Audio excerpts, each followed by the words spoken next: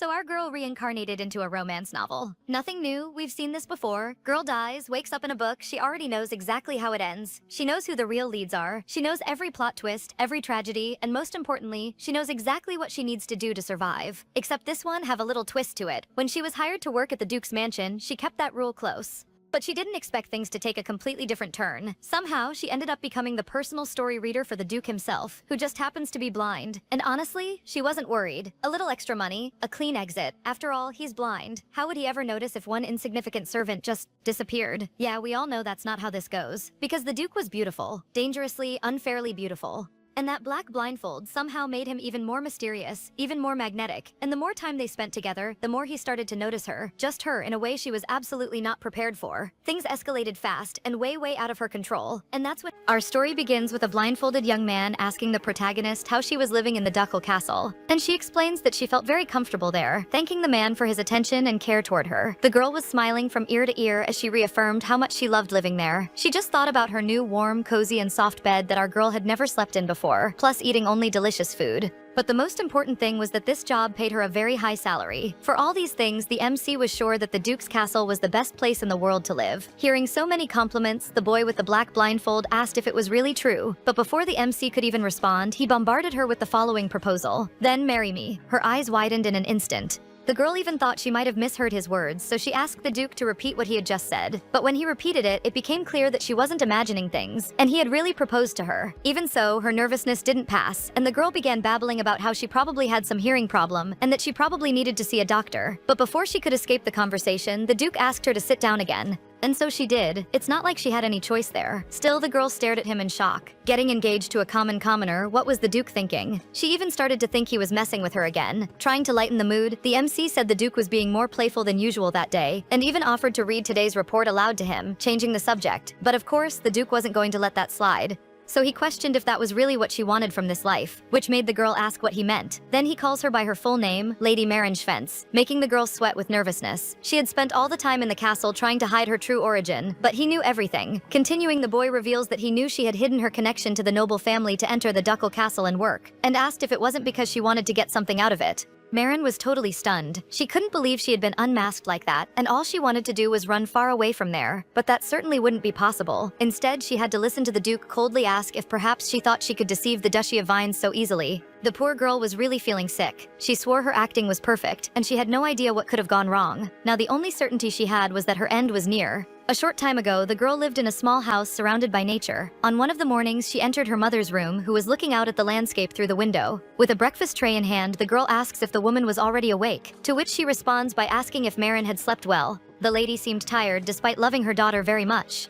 Excited, the girl held out the tray, saying she had brought delicious honey biscuits and an amazing soup for breakfast. But her mother said she would eat later, asking the young girl to worry about herself. The problem is that every day she promised to eat, but she didn't, and Marin saw her strength diminishing more and more. But the woman asked her not to worry, because she had only slept poorly and therefore had no appetite at all. Marin had to hold back her tears. She knew that if her mother continued to skip meals every time, it would be unlikely she'd survive that cold winter. Trying to help her in some way, the MC suggested reading one of her favorite books that night, since her mother always said that her daughter's voice helped her fall asleep, which lifted the lady's mood a lot. In fact, when the girl read to her, her soul became lighter, and Marin was surprised she hadn't thought of this sooner. However, a knock on the door caught Marin's attention. She quickly said she was going to see who was there, leaving the soup near her mother, and once again asking her to at least try to eat in the meantime. When she opened the door, the girl found Giorno, the landlord of the two of them. The girl greeted the man with contempt in her gaze. She definitely didn't want to see that rat, but she needed to know what brought him there. The guy asked what was the point of all the formality, since they had been close for a long time, and Marin, not wanting to be near him, said that if he had nothing to say, then it would be better for her to go back inside. However, before she could close the door, the guy forced it open with his arm, and finally said that, starting that month, the rent would be tripled, and Marin couldn't understand how the guy could make such a change, so suddenly, indignant, he insisted that he had already raised the rent for everyone a long time ago, but that he had postponed it until the last minute for Marin as a favor.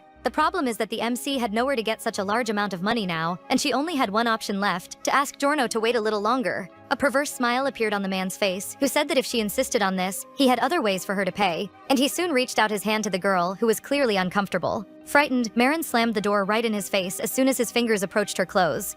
Even with that, the man screamed with hatred, calling her a dried-up bitch and promising that if she didn't have the money before his next visit, he would throw her and her mother out on the street. The girl's head was spinning when she was completely alone in the room. She tried to hold herself together so as not to collapse right there. After all, winter was coming, and Marin couldn't allow her and her sick mother to be kicked out like that with nowhere to go. That's why she had to find a way to get that money as soon as possible. Opening one of her drawers, the girl came to the conclusion that she had no choice but to use something she had tried to avoid for a long time. She pulls out a stack of paper titled, "The Nightingale of the Western Duke Does Not Cry." Although it seemed like just another novel, there was something in it that only the MC knew. The girl had read many novels about the Northern Duke, but chose a book about the Western Duke because she wanted something new. In reality, she had reincarnated into that world and had been living there all this time. She even wondered if it wasn't ridiculous. The girl had suffered a car accident in her last life and spent almost a month in a coma. But when Marin finally woke up, she realized that the place where she now lived was the world of a novel. And she only discovered this because she recognized the Western Duke. The plot of the book The Bluebird of the Western Duke Does Not Cry is quite simple. Basically, the male protagonist, the Western Duke, had become blind and badly injured after being attacked by a monster, until he met the heroine, who was a medical prodigy and was able to cure his vision. After that, the heroes fell in love with each other, like in any fantasy novel. In this scenario, Marin was just a character who never even appeared in the novel, a simple extra and nothing more. In fact, her main task was to stay out of trouble so that the Duke could finally have his happy ending. But now she desperately needed money. Her new family was from the Schwentz house, a very wealthy Viscount's family. But after a carriage accident, her father and her only brother died, and the huge debts left by her father were revealed. Marin didn't even have time to settle into her new incarnation before her family fell apart and financial difficulties sank her completely. After selling everything they had, the only thing left was an antique vanity that her father had given her as a gift. With her family destroyed, Marin never got to debut in high society, so her title as the daughter of a Viscount was useless. Until that moment, the MC had done everything to follow life and ignore the book's plot.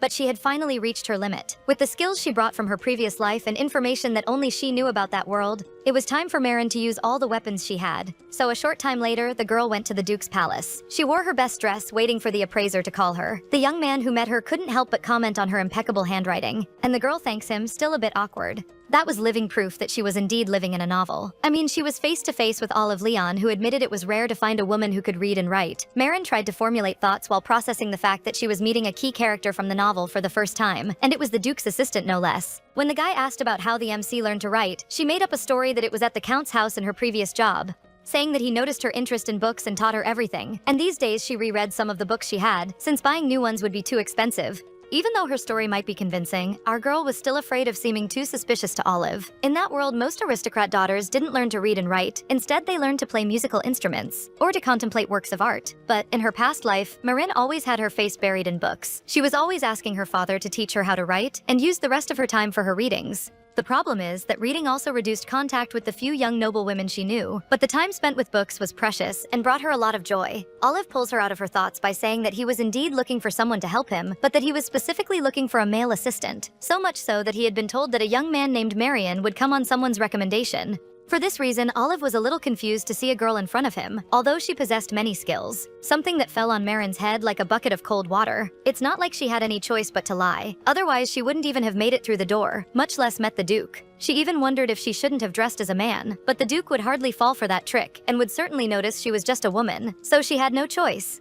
And she stated that Marion was her older brother who had left for the capital to work, but she didn't want to miss such a wonderful opportunity to work in the duchy. Even so, Olive explains that there were already enough maids in the castle, and their hiring was done by the housekeeper, so he wasn't even involved in that. When she heard the words, "I think this interview is over," Marion didn't even let the boy finish, shouting that he would certainly need her. This leaves Olive surprised, and he asks if he would really need help. Without hesitation, the MC explains that the help would be needed specifically for His Grace, the Duke, and this completely changes the atmosphere between the two. Wary, Olive asks what the girl meant exactly. Anyway, Marin says that there was no one in those western lands who didn't know about the unfortunate incident that happened to the Duke. She had certainly crossed a great line because Olive frowned as he asked if she even knew what she was saying before asking her to leave. But our girl couldn't do that. That was her last chance, and Marin couldn't just leave. Suddenly, she saw a book on the coffee table and realized that, with its help, she could demonstrate her skills at that very moment. Without thinking, the girl headed toward the object, flipping through it quickly without even caring about Olive's shouts. Marin had already grabbed the book and started reading, reciting demon beasts. Where do they come from? Olive seemed enchanted, as he had never seen a girl read like that, but it wasn't an ordinary reading. It was a book about monsters, which said that many scientists had raised this question, but no one had ever found a definitive answer about the origin of monsters. The MC continues, reading that scientists were fascinated by a theory that couldn't even be proven,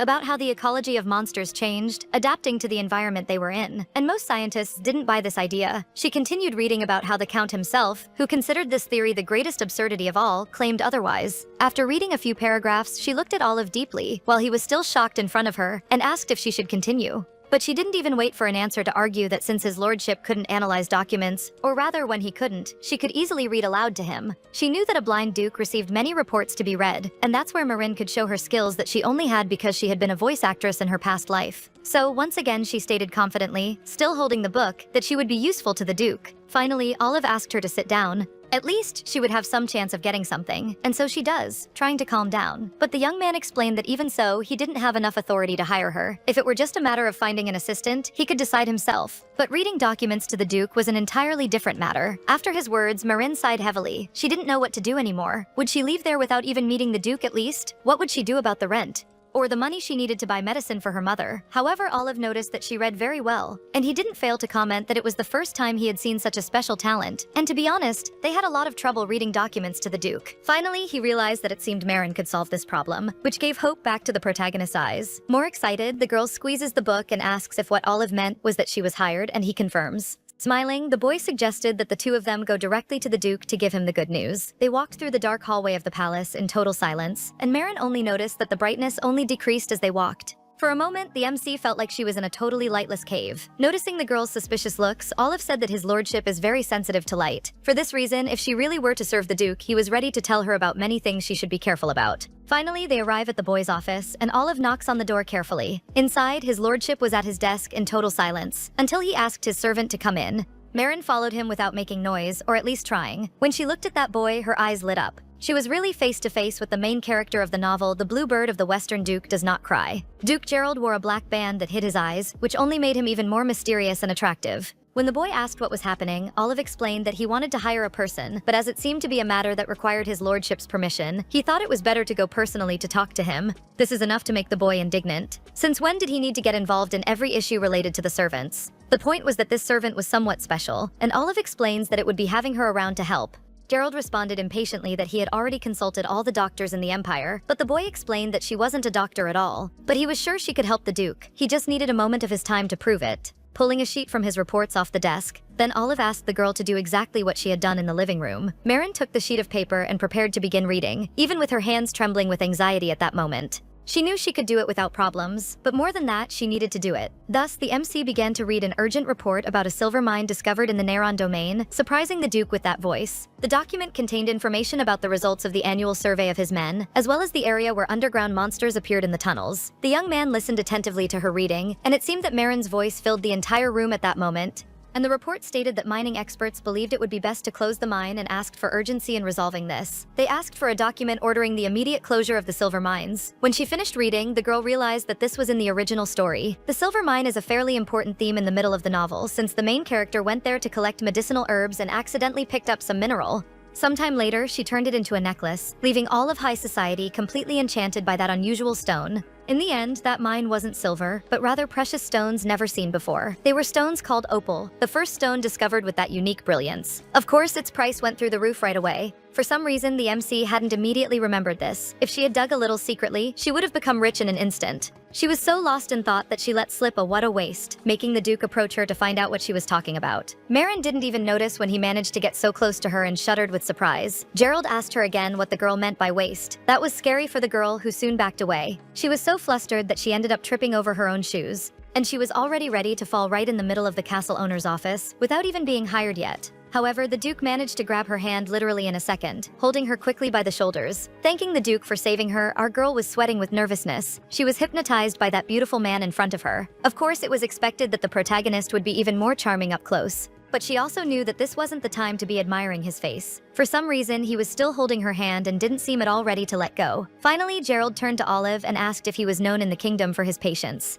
At that moment, the heroine was so scared that she decided to appeal to the monsters, shouting in the boy's face, which took a bit of Gerald's attention, and he didn't understand why she had decided to talk about monsters at that moment. Still a bit awkward, the girl admitted to knowing that the tunnel monsters loved shiny minerals that look like precious stones, suggesting that if monsters appear frequently, then even if it's not silver, there could be other jewels there. Still holding her wrist, Gerald asked the name of that bold girl, confirming that she was indeed a commoner. Looking at her own wrist, the MC waited for him to release her hand soon, but the boy was very focused on how it was already surprising that the commoner could read. But for some reason, Marin even analyzed the reports. Pulling her hand closer, the Duke accused her of being a spy, which makes the poor girl scream, denying it desperately. That was the last thing she needed given the situation. Still, it seemed the young man was serious. There wasn't a drop of doubt on his face. He finally released Marin's hand and asked Olive to draft a temporary employment contract, at least for now. At that moment, a hopeful smile appeared on the girl's face, who thanked him immensely for the chance. She bowed before the Duke while he decided to give another order to his assistant, asking him to feed Marin, and not even Olive expected to hear that. Then Gerald explains that the MC's wrist was thin as a twig, offending the poor girl for nothing.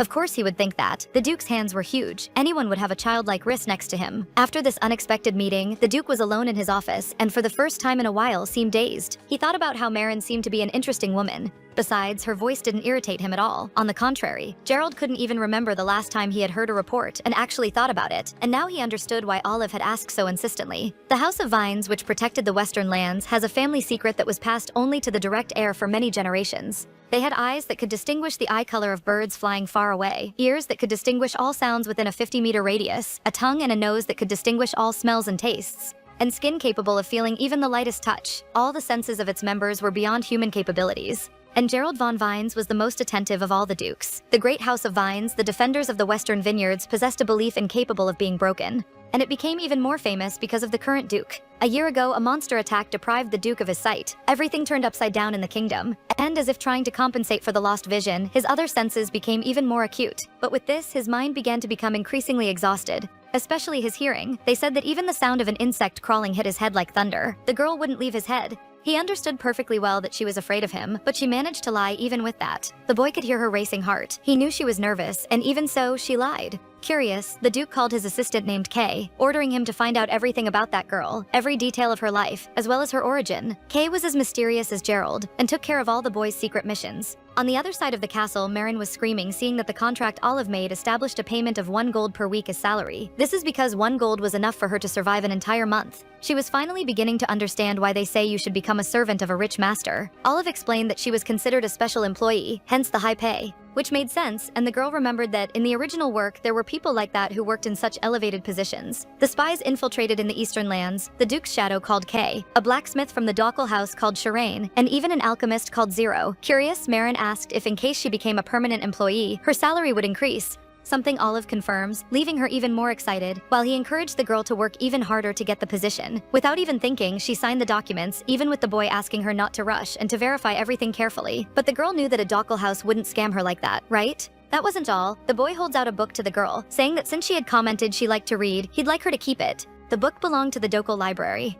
Looking at the title, the MC realized that this was the same book she had already read once. Holding the object in her hands, she comments that the book seemed very valuable, and even asked again if it was really for her to keep. When Olive explains that they were going to throw it away anyway, our girl completely changed her expression, asking that they always give her the ones they were going to discard. Thanks to this book, the MC passed the interview and was now also receiving it as a gift. It was a true lucky book for her. After successfully getting the job, Marin returned to her mother, who waited for her until late at night, and the woman comments that the girl must be very tired from work, something the MC denies. Since she had been late getting home, she asked the lady to wait for her while she cleaned everything up so that she could finally read her book. But concern took over her head when she saw that her mother hadn't eaten again. Striking up conversation, Marin asks her mother to take a look at what she had brought. It was a basket full of delicious food, bread, sweets, meat, milk, everything that hadn't been in their house for a long time. The mother looked at her daughter in surprise, not understanding what all that meant and where she had gotten so much. She started to worry that her daughter had borrowed money from someone again because of her, but Marin soon denied it, and finally gave the good news. She had gotten a job at the ducal house, and the woman immediately realized that the daughter was referring to the famous Vines family.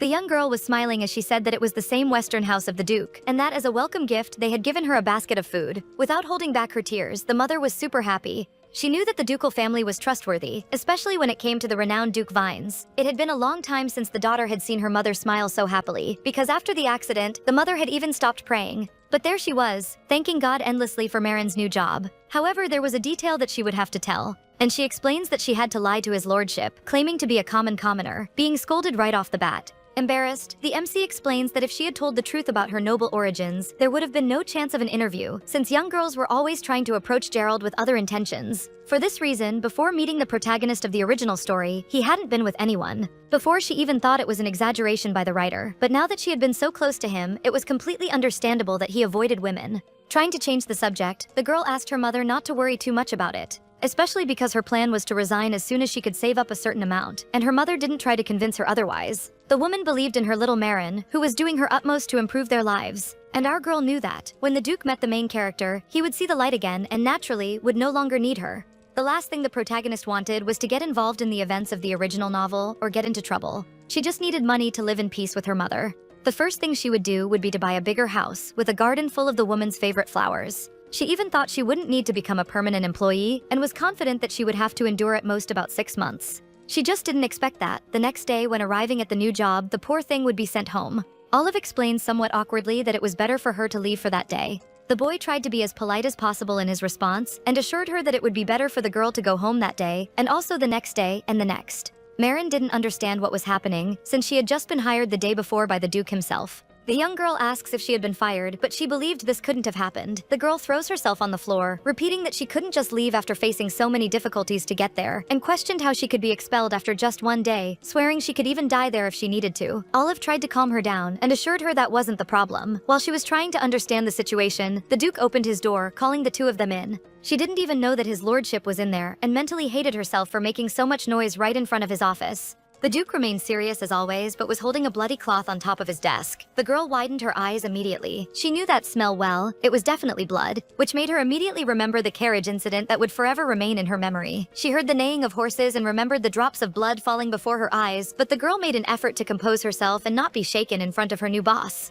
The two men stared at her deeply while our MC tried at all costs not to collapse right there. But a strange question hit her hard. Why are you so desperate to die? Gerald asks if she had really said she wanted to die in that palace. Embarrassed, Marin explains that she didn't have that intention, and Olive even asked the boss for forgiveness for the girl's words. The assistant explained that he couldn't tell her about the Duke's condition and that he just tried to dismiss her carefully, but the lady thought she was being fired, and that's why she made all that fuss. Once again, the servant apologizes. Marin also apologizes, even though she didn't know any of that. Gerald remained quiet, just analyzing the situation. Then he turns to the servant, saying that the girl could start work that day if she was really ready. Being questioned by Olive, who was worried about the master's health, hearing his words, Marin concluded that the smell of blood was due to the fact that his lordship was injured, and Gerald ordered the boy not to insist and just deliver the report so they could leave. The servant obediently handed the important papers to the girl and indicated where she should begin reading. Alone with the Duke, Marin prepared to begin even with a trembling voice because her whole body was shaking with fear. But Gerald asked if she really intended to read the report standing by the entrance, to which she responds that she really felt more comfortable there. Of course she wasn't going to say it, but the idea of being closer to his lordship was too much for her nerves. But he seemed not to give importance to the MC's words, and in the next second was already approaching, startling the girl with his approach all of a sudden. Holding her hand like the day before, the boy could even feel Marin's breathing at this point. The truth is that Gerald wanted her to get even closer, but just that request made her heart beat even faster. The more the boy approached, the more the MC moved away, until she pulled away completely, giving a scream in the poor guy's face. Marin knew she shouldn't have made any noise, but she couldn't contain so much nervousness. The Duke called her calmly, and Marin asked him to say what he wanted, even though she couldn't even stand up straight. Then he asked directly why she had tried to hold back her noises on purpose. Even though completely caught off guard, the girl had to admit that she contained the scream because she knew a loud voice would be incredibly irritating for her boss to hear. He asked if screaming in fear wasn't a natural reaction, and she agreed that it certainly was, but her voice was still trembling. She knew she couldn't make any more mistakes, so she carefully explained that the Duke had vision problems. So she supposed that the boy must be very sensitive to sounds, and for this reason she apologized. She tried at all costs not to look at Gerald while he continued trying to decipher who that girl in front of him was. Of course, he thought it was impossible for any maid to know the secrets of the Vines family, but he had reached that conclusion too quickly. Trying to end the subject, he comments that it was a good analysis, making Marin a little less tense. That's when the light from outside invaded the room through a crack opened by the curtain, making the girl find it strange since everything there usually stayed closed, and Gerald's silhouette shone like never before. It was incredible how he became even more handsome in the light. However, when Marin managed to look properly, she noticed something strange on the boy's ear. They were bloodstains which couldn't be confused with anything, and they were clearly visible through the black mask. Marin was a little scared, but she gathered courage and decided to ask what was happening with him. The girl stuttered as she said that there was blood coming out of his ear, and wondered if that's where the Duke was injured. But if the smell of blood was so strong, how serious could the injury be? But the boy just answered that it was nothing. Still, our girl insisted that the wound needed to be treated quickly, but the guy explained that it would heal in a day, but the way he said it made the girl even more curious. What did he mean by that? She remembered Olive's words about the Duke not treating his wounds as if they were nothing, and reinforced that he had to find out the reason for the bleeding. Looking at it like that, the two were very alike, but Gerald insisted that he already knew the reason for the blood, so the matter didn't matter to him, and this surprises Maureen a bit. Finally, he revealed to his new employee that they had pierced his ear. which is enough to throw the girl off her axis, making her question who could have done that, hoping the Duke would be sincere. Luckily, or unluckily for her, he was, and admitted that he himself was the one who committed this atrocity. How could Gerald have pierced his own ear? Could he have done this because the sounds he heard were too unbearable? She even thought that, if even a small knife cut on the finger already hurts, how unbearable must the situation have been for him to reach this point? During all that time, the heroine had been deeply mistaken. In the end, Duke Gerald, like her mother, wasn't just a novel character. In fact, he was a living person, capable of feeling pain, but for some reason, she had treated his suffering as if it were nothing. Now, Marine even felt ashamed for having treated his pain as if it were just information from any novel, and she thought how terrifying and dark it must have been for the Duke when he lost his sight and stopped being the same person as before. The silence between the two was broken when Gerald questioned why. Tears appeared in Marine's eyes, who tried not to show her feelings. But the Duke had very acute senses, so he asked why she was crying after hearing the information about the wound. Before she could think of an answer, Olive entered the office holding important reports and quickly greeted the two. He explained that those new documents needed urgent verification and asked Marine to take charge of the important papers as well as the other reports, something the girl readily accepts. She had been saved by the bell. She knew that her job there was the most important, so she was ready to dive into reports and more reports. With a soft voice, she read the entire document, highlighting the most relevant details like the great voice actress she had been in her past life. When the reading of the report finally ended, the girl was already saying goodbye, stating that she would return when the next one came up, and wishing his lordship a good rest. But at the moment she prepared to leave, Gerald grabbed her fragile wrist again, preventing her from leaving the office. The first thing that came out of his mouth was a comment about the poor girl's wrist looking like a twig, which left her somewhat uncomfortable. Stressed, she states that comparing a person's wrist to a branch was an exaggeration, but he ordered her to gain more weight from then on. And he also added that after she managed to gain a few pounds, she should look for him for a checkup. The Duke's words sounded very strange, and the heroine still couldn't believe he was forcing her to eat to gain weight, but she just accepted. She just needed to get out of there fast. Without understanding the reason for such a request, Marine prepared to leave the office, wondering if the other assistants also had to do these weird checkups. As soon as the door closed, leaving Gerald alone with his thoughts, the boy concluded, again, that that woman was very peculiar. I mean, he was sure she feared him, but at the same time, she had cried because of his wound, without hiding her sincerity. Kay had already prepared an investigation, and according to it, the real identity of Lady Marine Schwenz was that of the daughter of a viscount. And now, he knew that, after the death of the head of the family and the eldest son in a carriage accident, she was ruined. She lived in a tumble-down cabin, taking care of her sick mother, and had no husband or suitor. Apparently, she was just a woman with no secrets or anything special, but who, for some reason, wasn't afraid to get close to him. The Duke already considered the MC someone unpredictable, and this was too dangerous for anyone. While she walked through the corridors, still thinking about what the Duke had said about her arms, the boy smiled to himself in his room. He knew he was entering a dangerous game, but he was too interested to leave.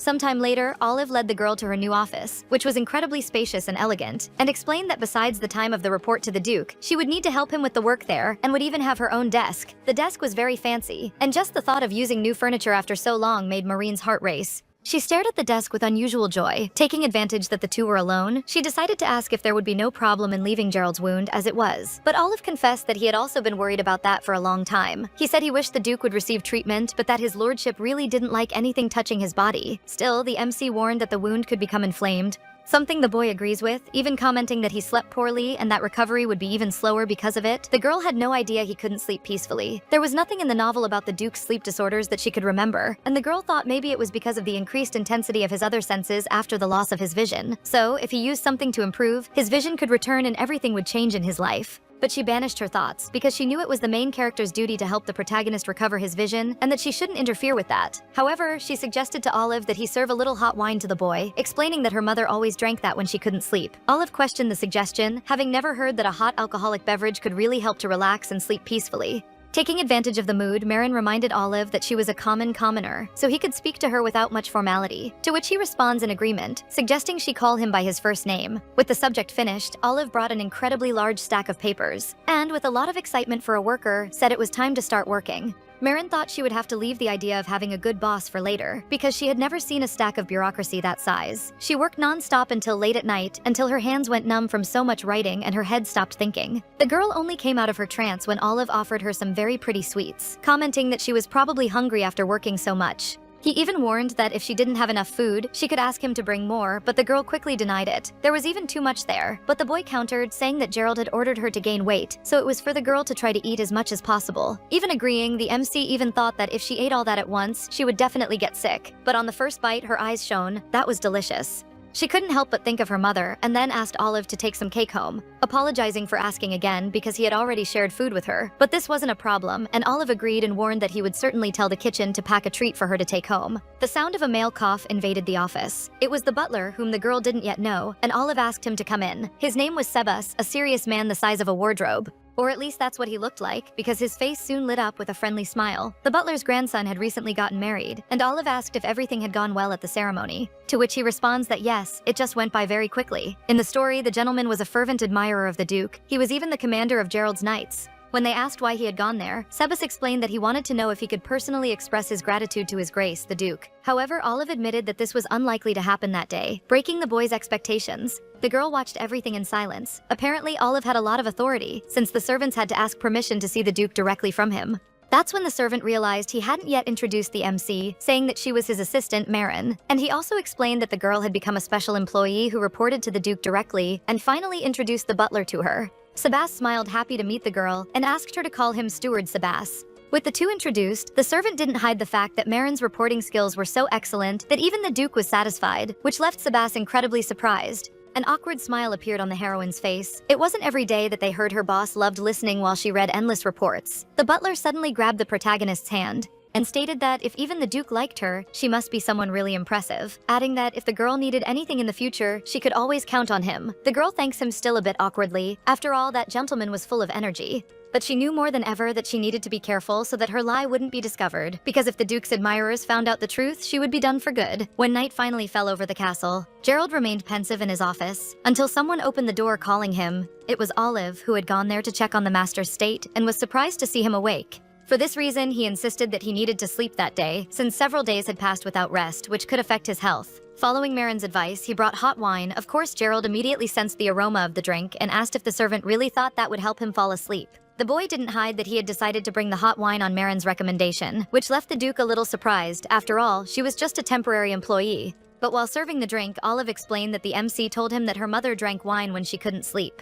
When the boy questioned where she was, the servant said the girl had left the workplace a long time ago, since it was late. The Duke still hadn't even drunk, just held the glass suspiciously. Taking advantage that the two were alone, Olive commented that regarding Miss Marin, the fact that she could read and that her mother drank wine was somewhat strange. Even the way she held the teacup denounced her noble origin, and the assistant noted that she didn't seem to be a commoner at all. Since the Duke had already discovered that the girl was the daughter of a bankrupt viscount, he decided to share with Olive, who soon suggested that maybe her goal was just money and that her situation must be truly desperate, since she even falsified her resume. But who knows? She was a woman everyone liked without effort. That's exactly why Gerald was haunted by the thought that she possessed genuine spy abilities. Taking a small sip of the hot wine, the boy felt relaxed. He hadn't drunk in a long time and commented that it wasn't so bad. Meanwhile, Marin smiled satisfied as she carried the basket full of food home. She felt very grateful to the cooks for putting in so much effort and was happy to have talked with Olive about the matter. Not only that, but the MC had already noticed that her mother had been recovering her appetite lately, which was another reason for the girl to feed herself nutritious foods. She was already arriving home, lost in thoughts about how she would have to work more to make more money when something caught her attention. For some reason, the front door was wide open. Marin felt such despair that she dropped that basket on the ground immediately.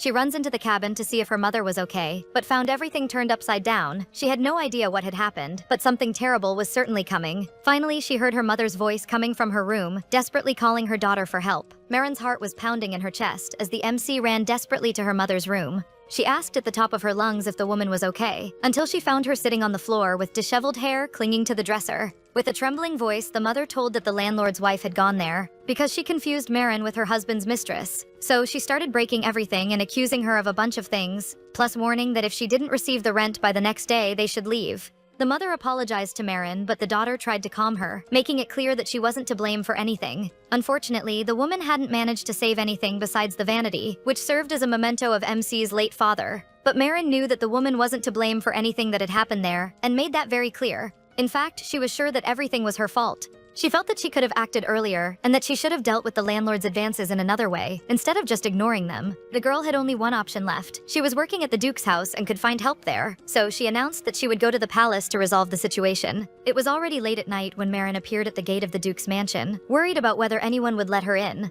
The guards approached immediately, asking who she was. The girl identified herself and said she worked for Mr. Olive and needed to see him urgently. One of the knights was surprised to learn that the girl worked for the master's assistant, since this was the first time they had seen her. For this reason, he asked his partner Ubis if he knew that woman who claimed to work for Olive himself. The young man looked at the girl carefully, trying to see if he recognized her. But he really had no idea who Marin was. They started chatting among themselves to find out if they at least knew who Olive was, but Ubis had no idea what the servant looked like. Basically, they didn't know anything around there. Out of nowhere, the redhead ran from the conversation, having to hear his friend shouting for him to come back.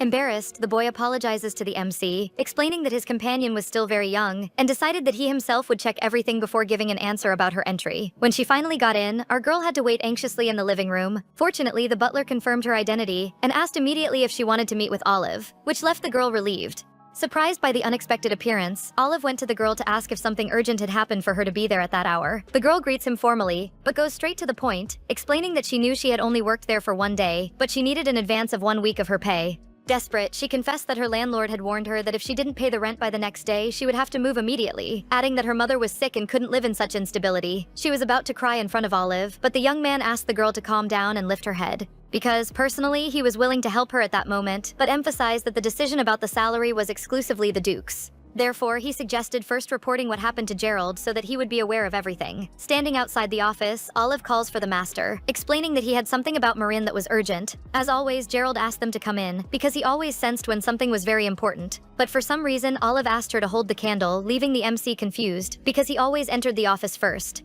The thing is, this time, the Duke called only her, which meant that the boy didn't have permission to accompany her. Marin had never heard anyone pronounce her name like that, and it was the first time the Duke decided to talk to her personally, without the presence of an assistant. Awkwardly, the girl followed and entered the office apologizing for bothering the boy in the middle of the night, and the boy went straight to ask what had happened. The girl felt super embarrassed, apologizing for causing problems for her new boss before asking if she could receive her salary advanced by 1 week. Gerald remained silent for a moment, without responding, as if he were evaluating the situation to understand if he had heard correctly, until the boy questioned why he should grant this request, since he would have no guarantee she would continue there. She had no way of giving him anything in return, that was the truth. And it was precisely this that threw the girl off her axis for good. Marin's eyes widened, and she wonders what to say. After all, what could someone like her without a penny in her pocket do for the Duke? Luckily, her gaze fell on the glass of red wine, and she had a thought. She had remembered that she was the one who recommended this method to Olive. Therefore, without hesitation, the girl declared that she would put the boy to sleep, and that this would be the best help for him. Explaining that she not only understood reports well but also read books perfectly, even mentioning that her mother said that when she read aloud she fell asleep much better.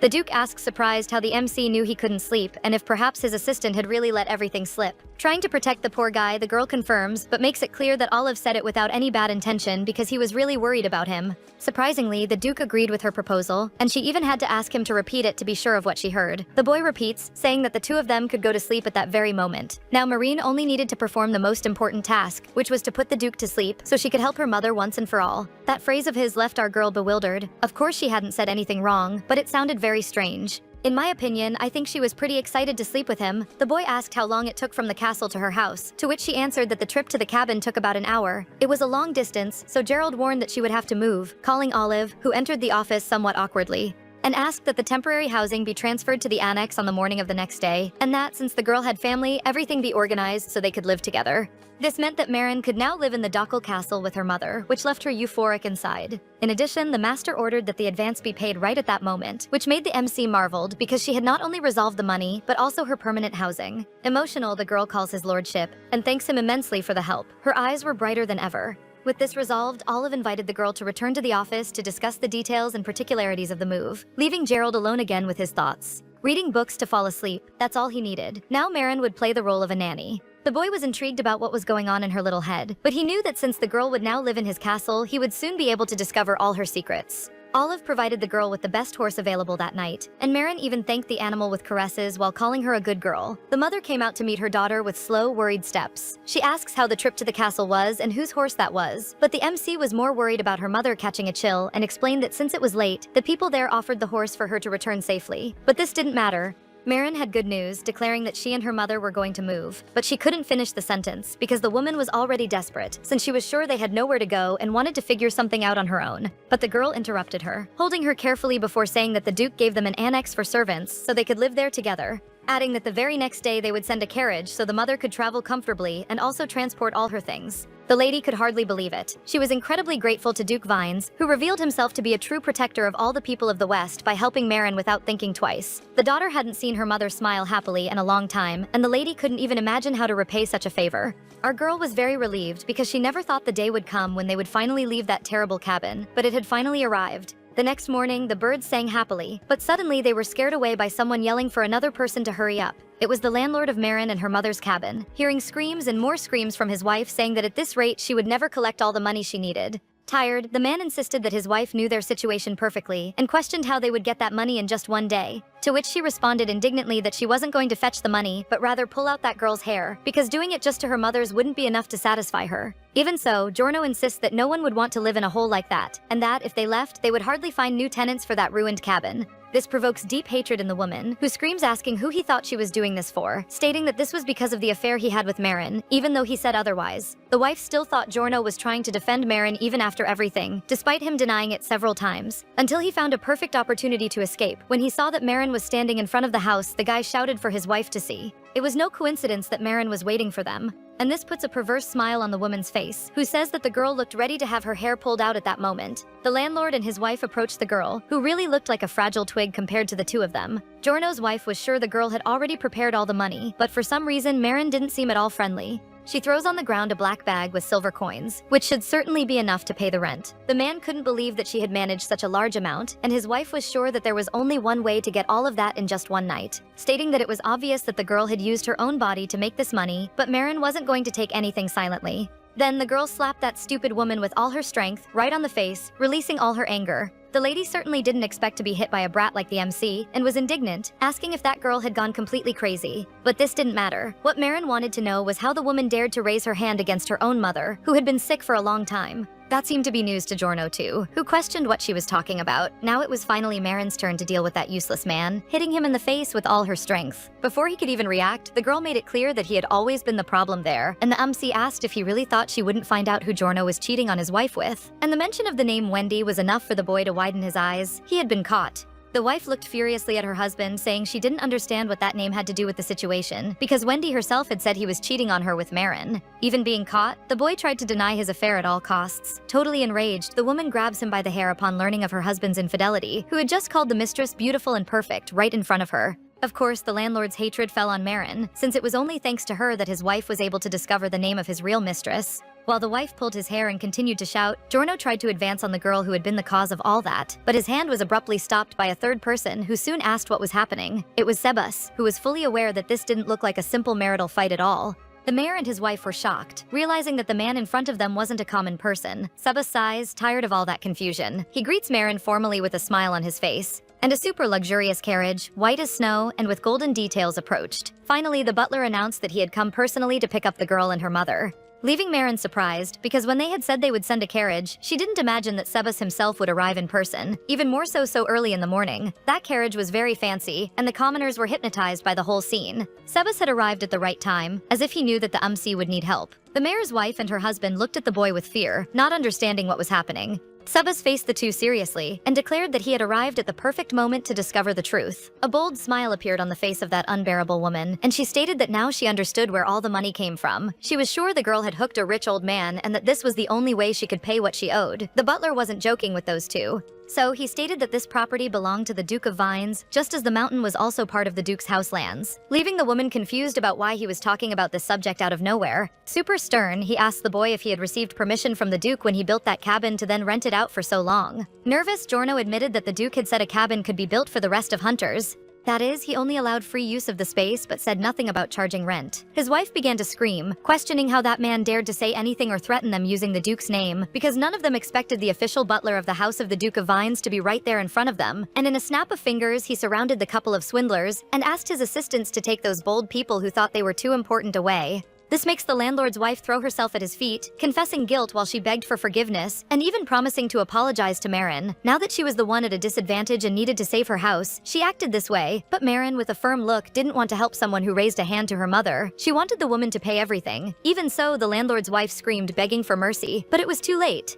With this resolved, the butler asked Marin since when she knew the rent couldn't be charged in those parts, and the young girl reveals that she had known everything from the beginning, but during all this time she had paid the rent properly just to ensure a roof over her head, explaining that it was impossible to find a cheaper place than that, so she didn't want to complain or denounce. But everything changed when they hit her mother, that she would never endure silently. She couldn't forgive them for having touched her mother, and it was even satisfying to see the boy and his wife being taken away by the Duke's assistants. With this resolved, the girl thought it was good form to introduce her mother and Sabis formally. Soon the woman came out to greet the butler and made a polite curtsy, introducing herself as Roanna. He was surprised by the way she bowed, thinking that the assistant was probably right. Those women didn't seem at all like common people. Sabis imagined that this meant the Duke knew about Marin's lie, but he still kept her around for some reason he hoped to discover soon. The only thing left for them was an antique vanity, which was already being taken away by the Duke's assistants. Finally, Marin asked her mother to enter the carriage, while she herself decided to go on the horse she had taken the night before, promising to be careful. The butler had already heard about the horse from the assistant, and Marin asked him to take care of her mother during the trip. Marin was sure the butler would take good care of Roanna, and watched the two leave with a smile on her face. Now she was sure she would never go back to that place.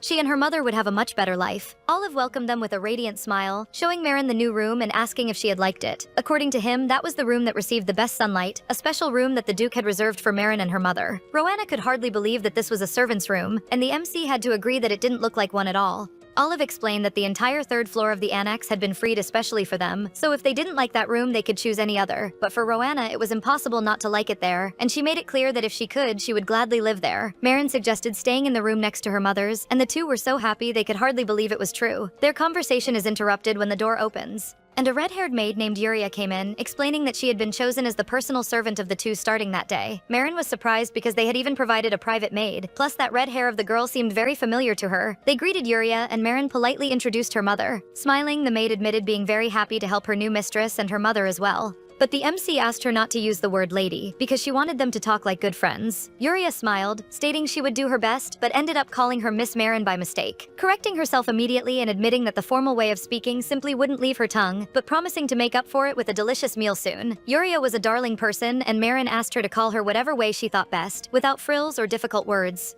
After putting everything on the table, the maid warned that as soon as they finished, she just had to leave the dishes on the table, and she would come to clean them quickly. Besides, if the girl needed anything, she just had to ring the bell next to the table at any time, and she would come running. With that, Olive also took his leave. As soon as mother and daughter sat down at the luxurious table, the smile didn't leave their faces. Everything looked very tasty. However, suddenly, Roanna got a worried look, and her daughter soon noticed. She asked what had happened, and really, there was something that still bothered her a lot about this new life. The mother confessed that she had been so charmed by the kind way the Duke was treating them that she completely forgot about the type of person he really was, and she was afraid that if they discovered they had lied, a terrible problem would happen. Our girl knew that Roanna was right. The day her lie came to light, they would be in the same situation as Giorno and Oxanda. All that kindness would end in the blink of an eye, and at any moment, Marin could become useless as an assistant and end up on the street again. Even so, the girl asked her mother not to worry, and promised to do everything to be useful to the Duke. Speaking of him, the boy was hearing about how the girl had taken on the landlord and his wife, which makes Gerald give a small smile, leaving his servants completely shocked. They couldn't even remember the last time they saw the master laugh. However, returning to his pose, the Duke gave the order that the properties be taken, that they be condemned to 5 years of forced labor, and that they make a complete investigation so that everyone received the same treatment. And since the woman who had hit Marin's mother didn't know she was a noblewoman, the Duke ordered that she be prevented from using her hands forever. Thus, the two servants withdrew from the office, leaving the boy alone again. It seemed that every time he managed to relax a little, his senses exploded over something. His head seemed about to burst, and even his own sounds became an arrow that exploded in his ears. Even when he bit his lips to contain the moans, the taste of blood already made him sick. Lost in thought, the Duke realized he couldn't even remember the last time he had slept. He even wondered if it made sense to endure all that. Honestly, maybe it would be better to just die.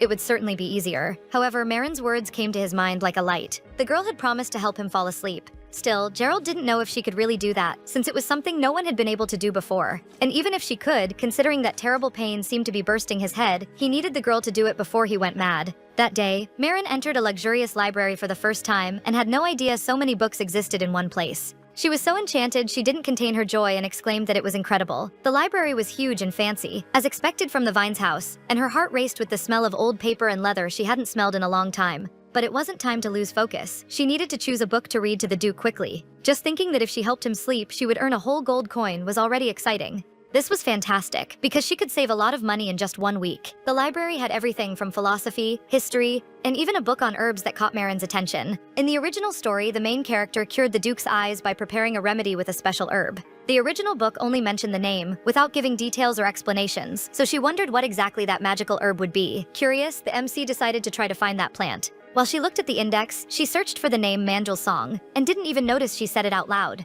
She was so distracted in the search that she didn't notice someone entering, and heard a voice ask why she was looking for that specific herb. When she turned around, she saw a new character in front of her, and understood right away who it was. Marin looked surprised at the little boy who approached her and asked what she was doing there. With eyes blue as the sky, hair white as snow, and a book in his hands, that boy was incredibly cute. The girl introduced herself somewhat awkwardly, and the child admitted he had already heard about her because of Olive. The little boy's name was Zero, and he politely held out his hand to greet her, and Marin soon caught on to who he was. In the future, he would be a genius of alchemy, and a great friend of the Duke who was the same age as the boy. So Marin didn't understand where that angelic appearance came from, which made anyone feel affection for him. Apparently what they said about him having drunk a potion to transform someone into a child was true. Even with this small detail, Zero was still very cute. Friendly, the girl shook the boy's hand and said she was very happy to meet Mr. Zero. He touched her fingers gently and kissed her hand like a true nobleman. Marin felt a bit awkward with the gesture, since his behavior didn't seem at all like that of a common child. Zero noticed that Lady Marin seemed to be a person quite out of the ordinary, and she was surprised to hear this from a little boy. He comments that the girl was talking to him very formally, even though he was a child, and Marin just answered that, since she was a commoner, it was natural to speak with respect. But the boy laughed, saying that she had no skill at lying, and this left him very excited. Marin tried to prove she really was a commoner and that she wasn't fooling anyone, but the little boy seemed to already know very well who she was. Even so, he wanted to know why she was looking for the herb called Mandelson, since it would be strange for a common girl to be interested in this subject. Hearing this, Marin asked why he thought that herb was something common, because she knew that a magic potion was made from it. Then, Zero explained that this plant grew anywhere, even on the side of the road, and in the garden of the Duke's castle, and that it could hardly be considered medicinal. That was the reason he hadn't put the plant in the book. And at that moment, Marin realized that the boy knew the work very well. In fact, he was the author himself, Mr. Zero, an amazing boy with blue eyes. The little boy even showed that his autograph was in the book, and Marin could hardly believe it, so impressive it was. Her admiration leaves Zero mega proud. He was indeed confident about what he knew, and was happy she had liked his book. However, the girl soon tried to organize her thoughts, realizing that on the inside, that boy was an adult, and she couldn't forget that. So she decided to take advantage to find out everything about Mandelson, with the only person who understood the subject. He was holding another book, bound in red velvet, and agreed to answer all her questions. Finally, Zero opened to the right page, and there was the illustration of the plant. It was just like the dandelions from Marin's past life, with dark leaves and a yellow flower at the tip. Curious, Marin asked if it really worked as a remedy, but the boy was sure the plant had no special properties, besides a refreshing smell that resembled mint.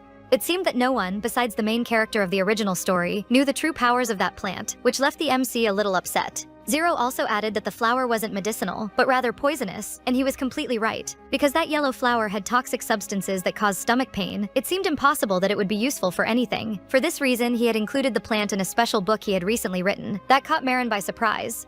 After all, this current situation was completely different from the original story. She started thinking about the matter, and didn't understand how a medicinal plant could be on the kingdom's poison list. Sometime later, the girl and Zero parted ways, but even at a distance, she didn't stop thinking about the plant, trying to figure out where the secret was. This was because in the original novel, the Duke had drunk Mandelson juice, and that had cured his eyes immediately. His total cure was the role of the protagonist of the novel, but now Marin wanted to do something. It didn't have to be much. She just wanted to alleviate the Duke's suffering a little before the meeting of the two, using a very small dose. The problem was that using poison against Gerald was much more serious than just telling a lie. Apparently, only the main character would be able to remove the poison from the plant and create the remedy that would restore Gerald's vision.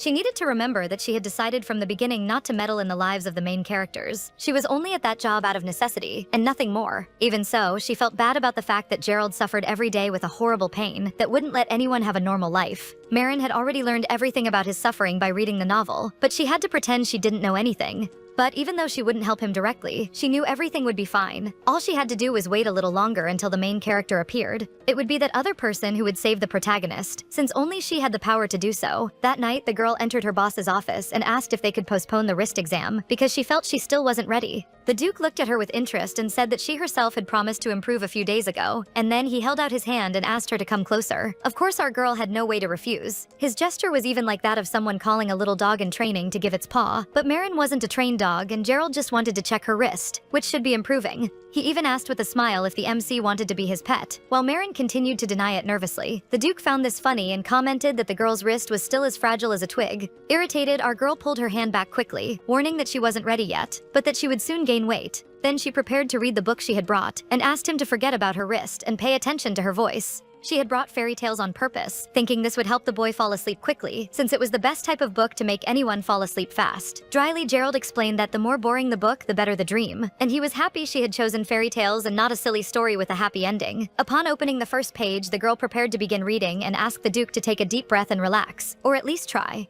The tale was about a noble crow that had lived a long time ago, and she read each word with a soft voice. Marin told that one day while the crow was settling in its nest, a snake began watching it very closely. At that moment, Gerald closed his eyes, concentrating on that calm voice that gave him chills, even though it was the only one capable of truly calming him. The Duke had never heard anything like it. Her voice was so good, he felt his body tremble. It seemed he was in another world at that moment, but his consciousness remained there in the darkness of the office, listening to her whisper. Strange questions arose in his head. Why had the girl apologized to him before, and what exactly had she done to apologize for hiding who she was? He felt his senses fail and could no longer think, so he ordered the girl to stop reading, startling her so much that the poor girl almost dropped the book. Gerald grabbed her by the shoulders quickly, as he loved to do apparently. He pressed his face against her neck so quickly that she didn't understand anything. To the boy, it was clear that woman had done something to him and completely messed with his head. When Marin realized that the Duke was too close, she gave a startled scream in the Duke's ear, who was too busy questioning if she hadn't used poison against him, because it wouldn't be so easy to fall asleep like that. He leaned against the MC's neck, smelling clean grass, sun, and something he was feeling for the first time, the sweet aroma of her skin. The Duke pulled away, admitting his mistake, but his behavior was so strange that not even Marin could believe it. Determined to understand why he was acting this way, she asked the truth and discovered that he had really dozed off because of her. The Duke confidently stated that she had managed to make him sleep just by reading the book, without any poison, something he hadn't felt in a long time. That was music to Marin's ears, who was very happy to have helped the master rest, even if only for an instant. But Gerald didn't want to continue reading, using the excuse that the book wasn't that interesting, which makes the girl suggest going to the library to switch the work. She was sure he would accept, after all, who knows how much time he had spent without sleeping before that, but he refused to rest more. In fact, the boy had a deep fear of falling into too deep a sleep and never waking up again. Marin understood his concern and suggested continuing the next day, which left the Duke a bit confused. The next day, while she signed the endless documents, Olive asked if it was very difficult to help the boss sleep. Since no one had ever managed to do that before, he asked the MC not to pressure herself so much to be the first. Marin admitted it wasn't easy, and told that Gerald even dozed off a bit, but then didn't want to anymore, and Olive didn't believe it at first. He jumped with joy, squeezed the girl's hand and said that was incredible, because only the girl had made him doze off, even if for a short time. She had done what no one else had managed, and Olive said she was an amazing girl for that. The servant was even ready to give a gold coin, but Marin didn't want to accept, since the Duke didn't sleep the full sleep she wanted. Still, holding the coin, Olive guaranteed that she deserved this payment, and that from now on, he counted on her a lot to help her boss. Of course, Marin felt a bit awkward about getting money for a short nap, but thanked him from the heart, thinking about the chance she would have the next day. She was even confident about it for a while, but a week later, she was already going crazy because the Duke continued to avoid her. Without understanding the reason for the escape, she wondered why Gerald didn't want to sleep and refused to see her. The girl finished the day's mountain of paperwork, chose several books for him, and still had time to read her own. And now there she was, again in that dark hallway, wanting to talk to Gerald, who refused to see her. Then, she said for the entire hallway to hear that sleep was a basic human need and asked how he intended to live suffering like that. Actually, the girl didn't want to talk like that, but she had no choice. It had been days she had been trying to convince him that this was the best and only alternative she had. Finally, the MC shouted at the office door, asking if he was just afraid to sleep and saying that he should admit his weaknesses to her if he wanted this to work. The next day, Marin walked tired through the hallway with her books, not knowing whether she would be called again or dismissed as always. Until, suddenly, she heard voices saying that she was someone important and that she was helping the master. Watching from the corner, the MC saw several maids, including Yuria, while the other girls said her mistress was just an ordinary commoner. But Yuria defended Marin willingly while the others laughed and didn't take her seriously. They surrounded the maid and said they knew the truth about Marin. They knew she had only gone to the palace to sell her own body, and that she would never really help the master. They also spoke ill of her mother, saying she was arrogant and tried to look like a noble. This really bothered our girl. Yuria tried to protect the two at any cost, but the three maids went after her, with the worst possible intentions. One of them shouted that the orphan had dared to raise her voice to them, and that she needed a lesson. But when she raised her hand to hit Yuria, a book flew and hit her right in the back. The woman, furious and in pain, turned to see who had thrown the object. It was Marin, who irritatedly asked how they had the courage to raise their hand to someone, especially a co-worker. She called Yuria, and the maid realized this wasn't going to end well. Quickly, one of the maids grabbed the girl by the hair, saying she wasn't going to get close to the mistress. Luckily, Yuria managed to escape from that mean woman. Already out of patience, Marin stepped in front of her and ordered the girl to stay behind her body to protect her. But the woman didn't back down. In fact, she called Marin a tramp, asking how she dared to feel important and questioning if she thought she was important there, just because the Duke had given her a caress. The maid clearly wasn't in the mood for conversation and just wanted to teach the newly arrived employees a lesson. Fearing the worst, Yuria begged Marin not to get involved, promising she would resolve everything alone. But our girl wasn't going to allow her to be treated like that. So she pulled out her book, ready to hit those evil maids. She hit one with the book and then another, while the maids advanced on her. Of course, Yuria didn't stay out of it either. The girl ran to defend her mistress and tried to push the girls who were totally out of control. Chaos quickly set in. The maids fought among themselves like teenagers, and the boldest servant pulled Marin's hair. Thus, the rude woman who had called Marin a tramp got even more furious when she started to lose in the fight. Then she went after Marin, held her hands and declared that it was useless to fight, and that it was better for her to be quiet. Yuria even tried to get close to her mistress, but soon after was pushed by another maid. Our protagonist realized she was screwed. She couldn't do anything with one of the maids sitting right on top of her, especially considering the woman's strength. Luckily, the chief maid appeared, asking furiously what all that noise meant. She was face to face with a strange scene, a maid sitting on the floor, all messed up, and a third one mounted on top of Lady Marin. The butler appeared shortly after, and was so surprised he could hardly believe what he was seeing. Marin turned around and greeted Sebas as if nothing had happened. Of course she was lying on the floor, totally disheveled, but she continued to be a polite woman. Nervous, he pushed all the maids away with one hand, and the first thing he did was ask the MC to stand up as quickly as possible. The chief maid asked Yuria what had happened and why they had caused so much confusion, to which she responded explaining that the other maids called Mrs. Marin and her mother tramps and that she simply couldn't let it slide. Everyone there knew that the maids should behave in silence, and the butler watched all that without understanding anything. The chief maid understood she would be the first to be punished for that confusion, which she didn't even know was happening, and shouted loudly, asking how the girls dared to say those things. She states that those girls were guests of the Duke and that the maids had just stained the honor of the house, making it clear they would have to pay dearly for their malicious gossip. The maids fell silent, realizing the chaos they had caused and the consequences that would come soon. Embarrassed, the chief maid Paige personally apologized to Miss Marin, taking the blame for not having controlled those mindless girls. And she explains that, if only she had been insulted, perhaps she could forgive the women, but they had insulted her mother and the MC couldn't forget that. So, she suggested that since those maids were so lively, maybe it would be good for them to work in a place where they had to deal with fewer people, like a dump. She asked for close supervision to ensure that abuse against young maids wouldn't happen again, stating this couldn't be allowed at the Duke's house. Yuria's eyes filled with tears for them defending her honor for the first time since she arrived at the palace. Thus, Paige promised to ensure that would never happen again, and reinforced that the girls needed to apologize. With the matter almost resolved, the butler suggested that Marin go see the doctor to make sure everything was okay. Out of nowhere, Olive appeared. Also curious to know what had happened after hearing the noise from the hallway, he saw Marin's messy hair, and it was very embarrassing for our girl to appear all flustered in front of her colleague like that. Of course, the boy had no idea what had gone down, but asked Marin to follow him, warning that the Duke had called her to the office to resolve something urgent. As soon as they entered Gerald's office, the boy asked what had happened, sensing a slight smell of blood. To which Marin responds that she had only had a slightly heated conversation with the maids, but Olive added that one of the employees was the one who had insulted her, and for this reason started a fight. The servant makes it clear that the reason for all this confusion was a comment by the employee about how Marin and her mother were nothing more than courtesans. Hearing this, the Duke ordered Olive to cut out the maids' tongues without thinking twice, being scolded by our girl, who got scared he would really go that far. She admitted she had already punished the girls by forcing them to work at the dump, and asked forgiveness for having acted without asking him first, but he thought she was too merciful for giving such a light punishment. Since this was resolved, Gerald questioned if she had won again, but the expression again sounded strange to her. The heroine realized he was talking about the time she had hit Giorno, although that wasn't something she always did. When the man insisted on the question, Marin sighed and said she hadn't lost. The boy noted that this had happened during the move and now again, commenting that he seemed to have brought a real bully into the castle, leaving the girl even more disconcerted. He gives a sideways smile at the MC's reaction, seeming to really have fun at the girl's expense. Playful, he comments that he could tell the girl was all messed up even without being able to see, even though she tried to deny it. Then the Duke approaches and grabs her arm, asking what she was relying on to be so brave and courageous with him. But Marin just looked away and couldn't answer, because she always felt strange around him and her heart beat strongly. Changing the subject, Gerald told Olive to get new clothes for the girl, since her sleeves were rolled up, which made the girl object because she didn't think it was so bad and could solve it herself. Serious, the boy said she just had to accept the gift and asked her not to misunderstand the reason for it, which only left Marin with more questions in her head, not understanding what kind of misunderstanding he meant. Quickly, he sent Olive back to work, and the young man obeyed as usual. The poor protagonist prayed for the boy to take her with him, but suddenly Gerald asked what she was doing, suggesting she should be working, since he had noticed the girl had brought a book again. Trying to compose herself, she asks if she could already begin reading, which she had postponed for a long time because of that confusion. But she was surprised when the Duke crossed his arms and said that normally he wasn't afraid of something like that. Marin definitely didn't expect that. She couldn't believe that was happening. The day before, she had shouted in the hallway that he was afraid to sleep, and Gerald certainly had heard her words, even though he had remained silent.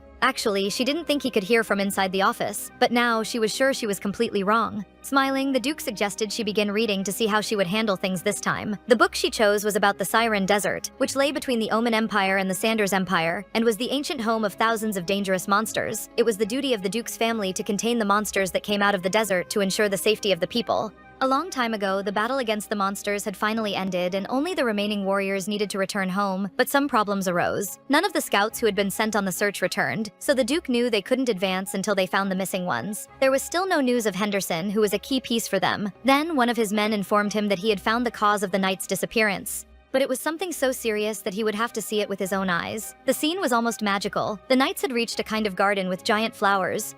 The armored knights stood before monstrous flowers, plants of sinister beauty that deceived their minds, until one of the men got closer, still unsure if he could touch that or not, but his curiosity ended up being greater, and he extended his hand with the steel glove, and when his finger touched the flower, the silence of the forest ended with a roar. From the middle of the flower emerged a huge mouth full of teeth, totally terrifying. Gerald had ordered them not to do anything risky, so the knights backed off. The perfume coming from the flowers was very sweet, even burning the Duke's nose, and it was this plant that made people confused. Gerald ordered everyone to cover their noses immediately, not breathe that air and get out of there so as not to be caught by the monsters. So that infernal flower attacked through smell. Knowing this, the boy ordered that the soldiers be taken from there as far as possible, but there were too many monsters for him to solve alone. However, the guy explains that it was difficult for someone to fight with one hand while holding their nose, and only the Duke would be able to do that, promising his right-hand man he would return soon. While slicing the monster, he imagined that there must be a center in the flower where something controlled its attacks. He was sure that by the way they grew in the garden, the flowers protected it in some way. After cutting many stems, the boy finally found what he wanted, the brain of that terrible monster. He approaches with his sword in hand, and finally strikes with the sword exactly in the center of the flower, so that all the other creatures would also die.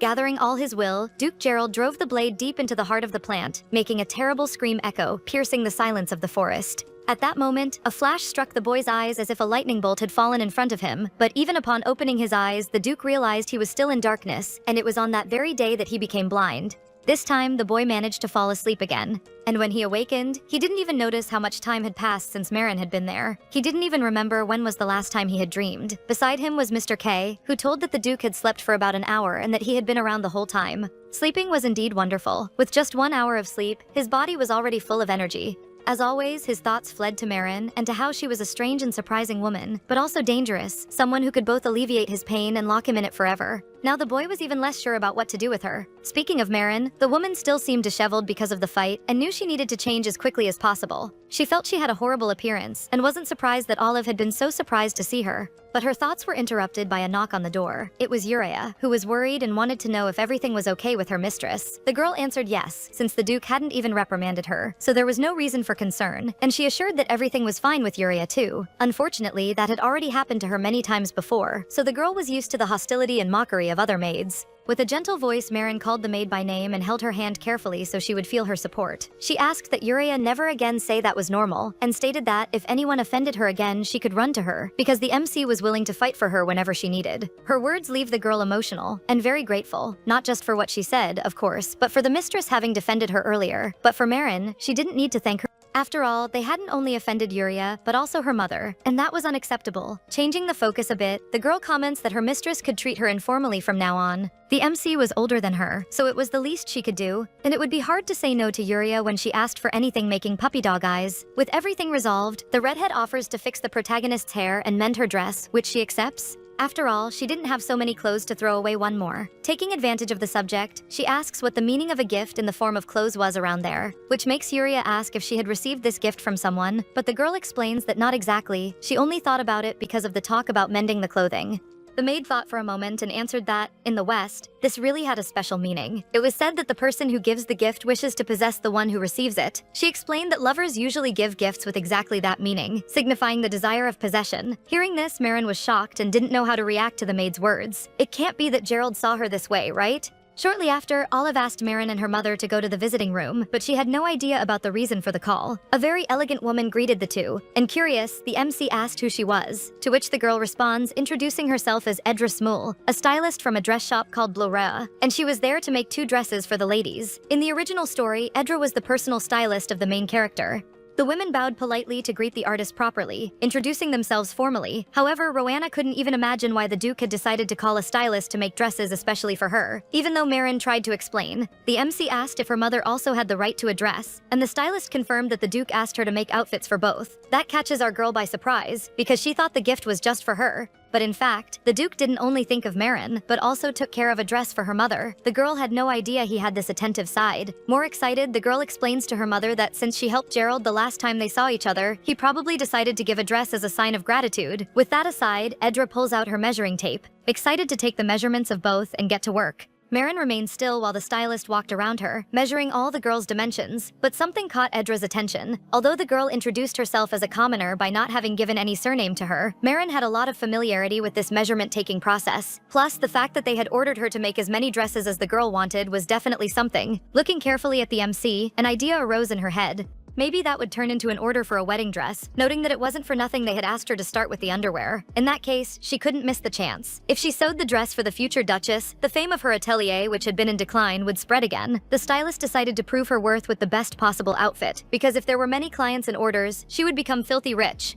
After all the measurements were taken, Edra suggested that Marin and her mother look at the catalog to choose a suitable model. Since the MC's mother wanted a winter dress, Edra recommended a high-collar design made of thick wool. Already for Marin, she suggested something in pastel colors, stating they suited her well, and recommended the second model in baby blue. The catalog contained many new styles that couldn't be found anywhere in the West, and Marin's mother was marveled by the fact that there wasn't a single ugly dress. But Marin explained that she wanted a dress that was easy to move in, making the woman suggest she take several models. Awkwardly, the MC explains that one comfortable dress would be enough, and asked her to recommend something for her mother. The stylist was surprised when she noticed that everything was happening exactly as His Excellency had predicted, and her comment leaves our girl confused. Then she explains that the Duke said the girls would probably choose only one dress each, and warned that, if this happened, he would buy the entire collection from the studio, offering 12 million in gold coins to Edre. Marin decided to look at the catalog carefully again to prevent the Duke from buying all the dresses in sequence in case she couldn't choose. She couldn't believe that Gerald was going to do something crazy like that. After trying on the dresses, Marin's head was in complete disorder. Food, money, a home. She had already received more than she deserved, and now the Duke was going to buy her a bunch of dresses on top of all that.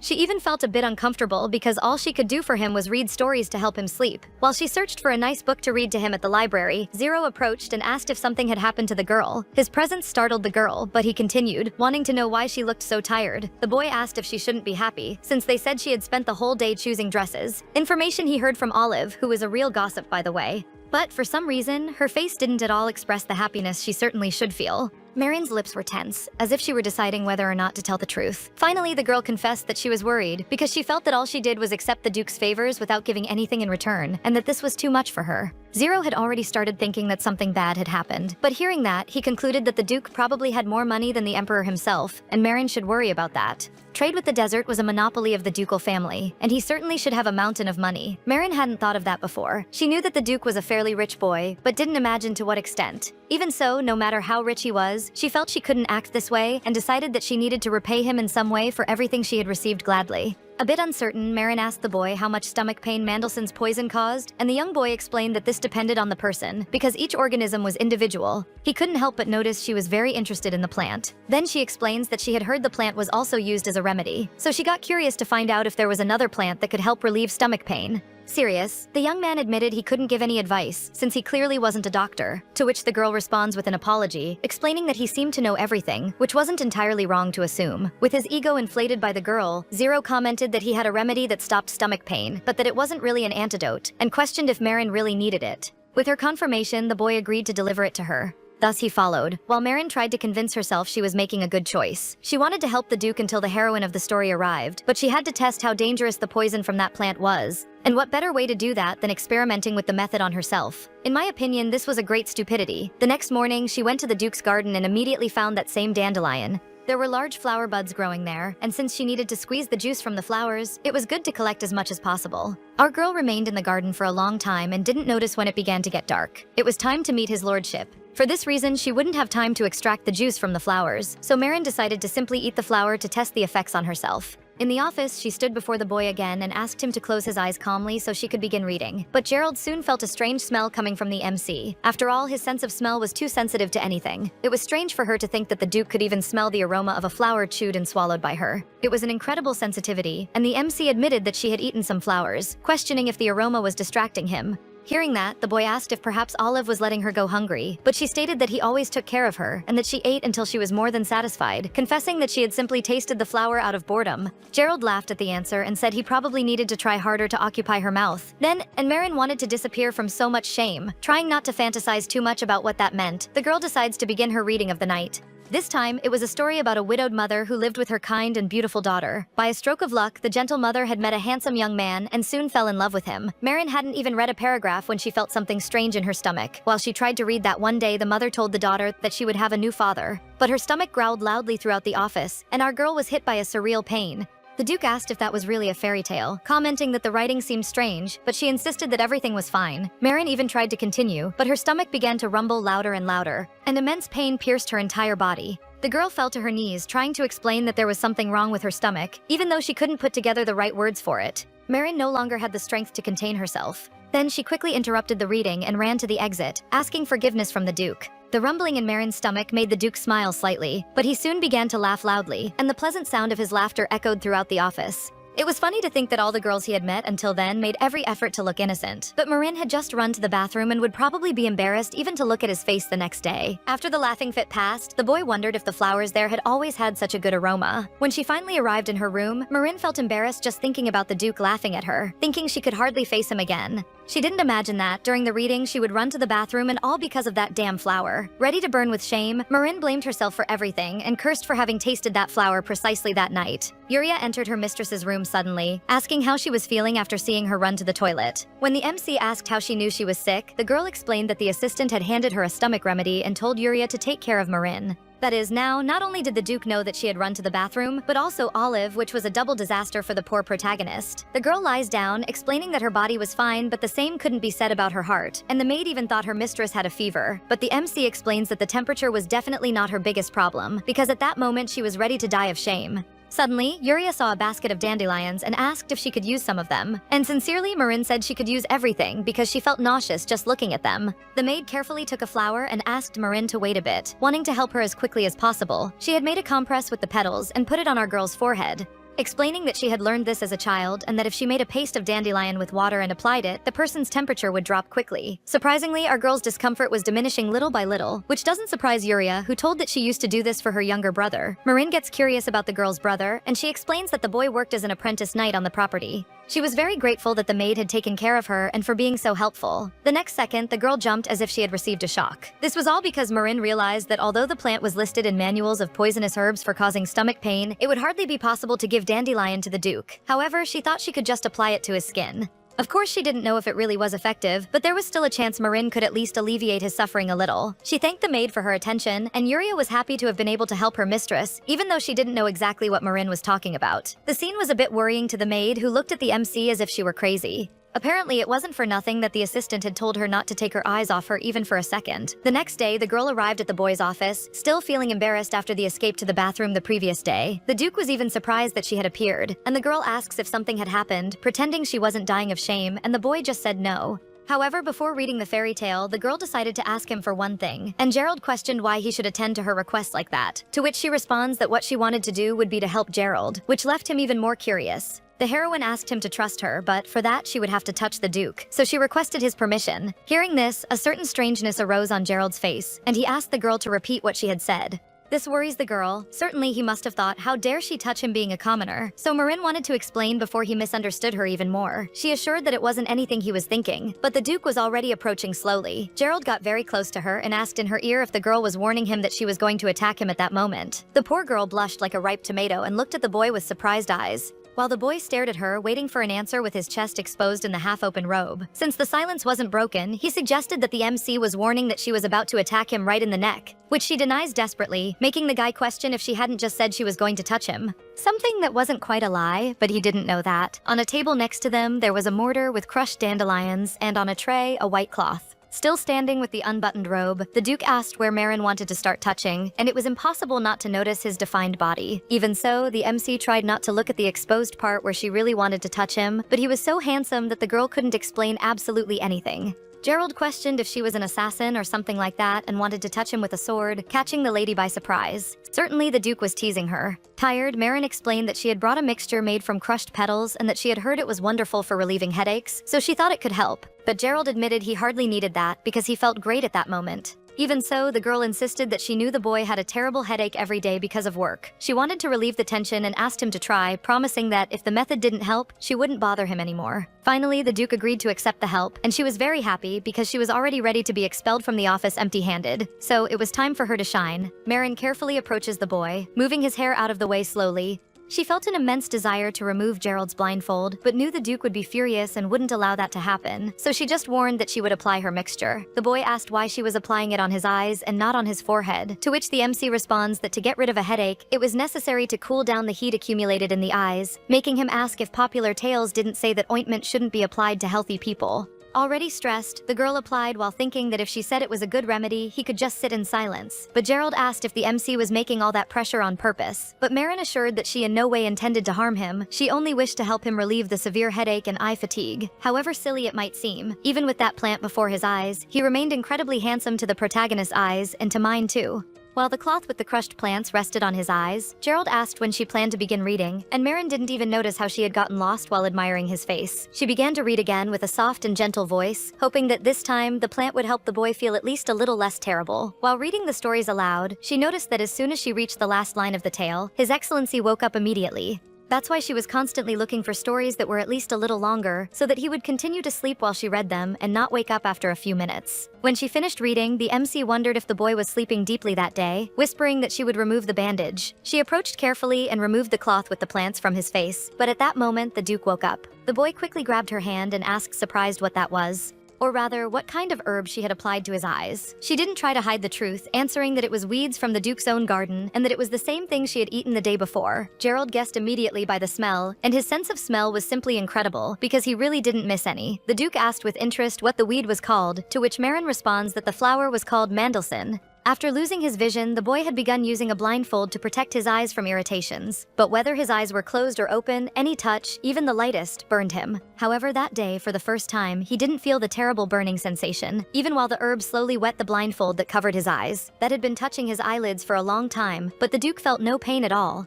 Already alone, after sending Marin to bed, he called his assistant immediately at dawn, wanting to tell what had happened. Zero entered the office with a sulky expression and wearing his pajamas, asking why the Duke had decided to wake him up so early just because he didn't sleep at a normal hour. At that moment, the cute little boy assumed his adult form, and a much more charming one.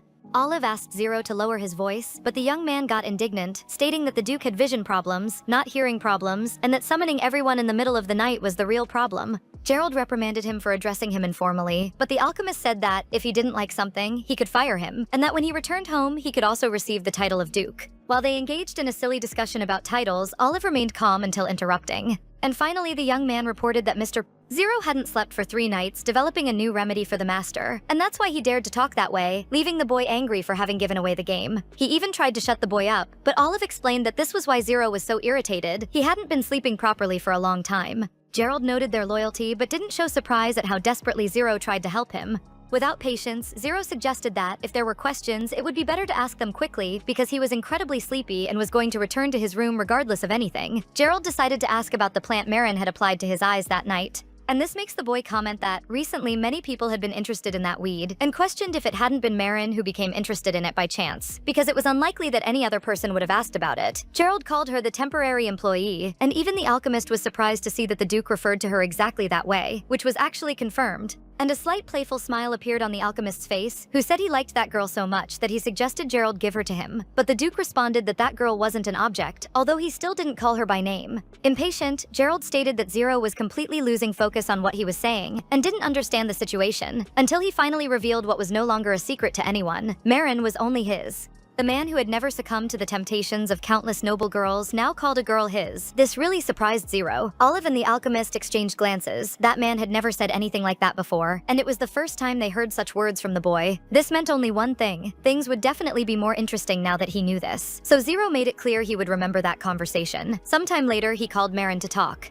The boy notified her about an important matter, so she came without hesitation. She thought he had probably called her because of the plant she had used and that perhaps he wanted to ask more about the subject. Judging by the fact that the Duke had remained silent even after her arrival, it seemed there would be no problems. With the silence, the girl wondered, noting that perhaps because he sat in a dark, lonely room all the time, his skin had become much whiter than that of most other people. Marin hoped he didn't have any health problems. After all, the man barely slept and didn't see sunlight. Finally, Gerald says something, admitting that the girl had done a lot for him during that time, so he decided to give her a reward and asked what she would like to receive. It was a turn of events that came out of nowhere, for which not even the heroine herself was completely prepared, so she looked at the boy with surprise. The surprise proposal made her nervous, and she asked for time to think, making Gerald slowly count to make the girl think faster, but the faster he counted, the more she panicked. When he reached 3, Marin exclaimed that she wanted to go for a walk, repeating this in shouts from so much nervousness. But the Duke even asked again if it was really that, or if she had thought wrong. But the truth is that not even Marin knew how to say. The Duke jokingly said, "They said dogs need to be walked once a day," and apologized for not having noticed this before, remembering that on their first encounter he had called Marin a little dog. Trying to get around the situation, she explains that the walk was like physical exercise. The girl thought it would be good for the Duke to walk a little, suggesting that since it was night, perhaps he wanted to try going out at least for a short period. Gerald was surprised and asked if she really thought his body needed exercise, which she denied quickly, commenting that he had a great physique.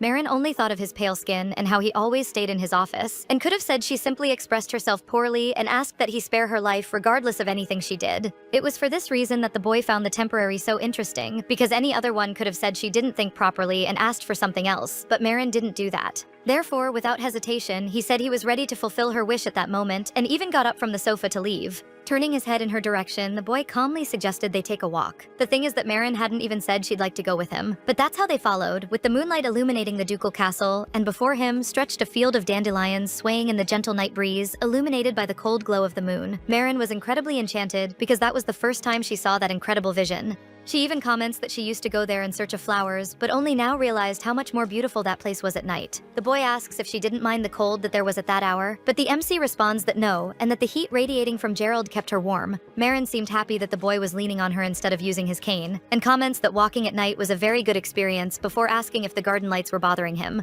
To which he responds that thanks to her, no, because since he started using the plant, that amount of lighting didn't hurt him. But the mood gets heavy when our girl comments that she would really love it if his lordship could see what she saw too. Suddenly, he lowered his hand and advanced, while Marin stayed behind, calling his attention because it was dangerous for the Duke to walk alone. He looked even more handsome under the moonlight, raising his head to the sky as he enjoyed that atmosphere that unfortunately he couldn't see with his eyes. Until, suddenly, Gerald began to untie the black blindfold, something he had never done in front of Marin before. The two come face to face, and Marin gets lost in the vision in front of her. The Duke's eyes were white and deep, but it wasn't ugly at all, far from it. No, Gerald had eyes white as snow and silver, like the eyes of a fairy born of winter. There was no darkness in them, only a dazzling light. The boy broke the silence by asking if the girl in front of him was afraid to see him like that. He approached, questioning if she felt disgust at seeing his true form. Gerald was sure he looked like a monster. She felt a chill run through her body, and a wave of heat spread through her chest when she heard her boss suggest that she thought these things. When she answered no, our protagonist was asked the reason why she backed away in that case. Sincere, Marin explained that she only did so because he was very handsome. Gerald didn't expect to hear a compliment and was sure Marin would flee horrified by what she saw. But the MC's face lit up with genuine happiness, and she admitted being surprised at his beauty now that she had seen him without the blindfold.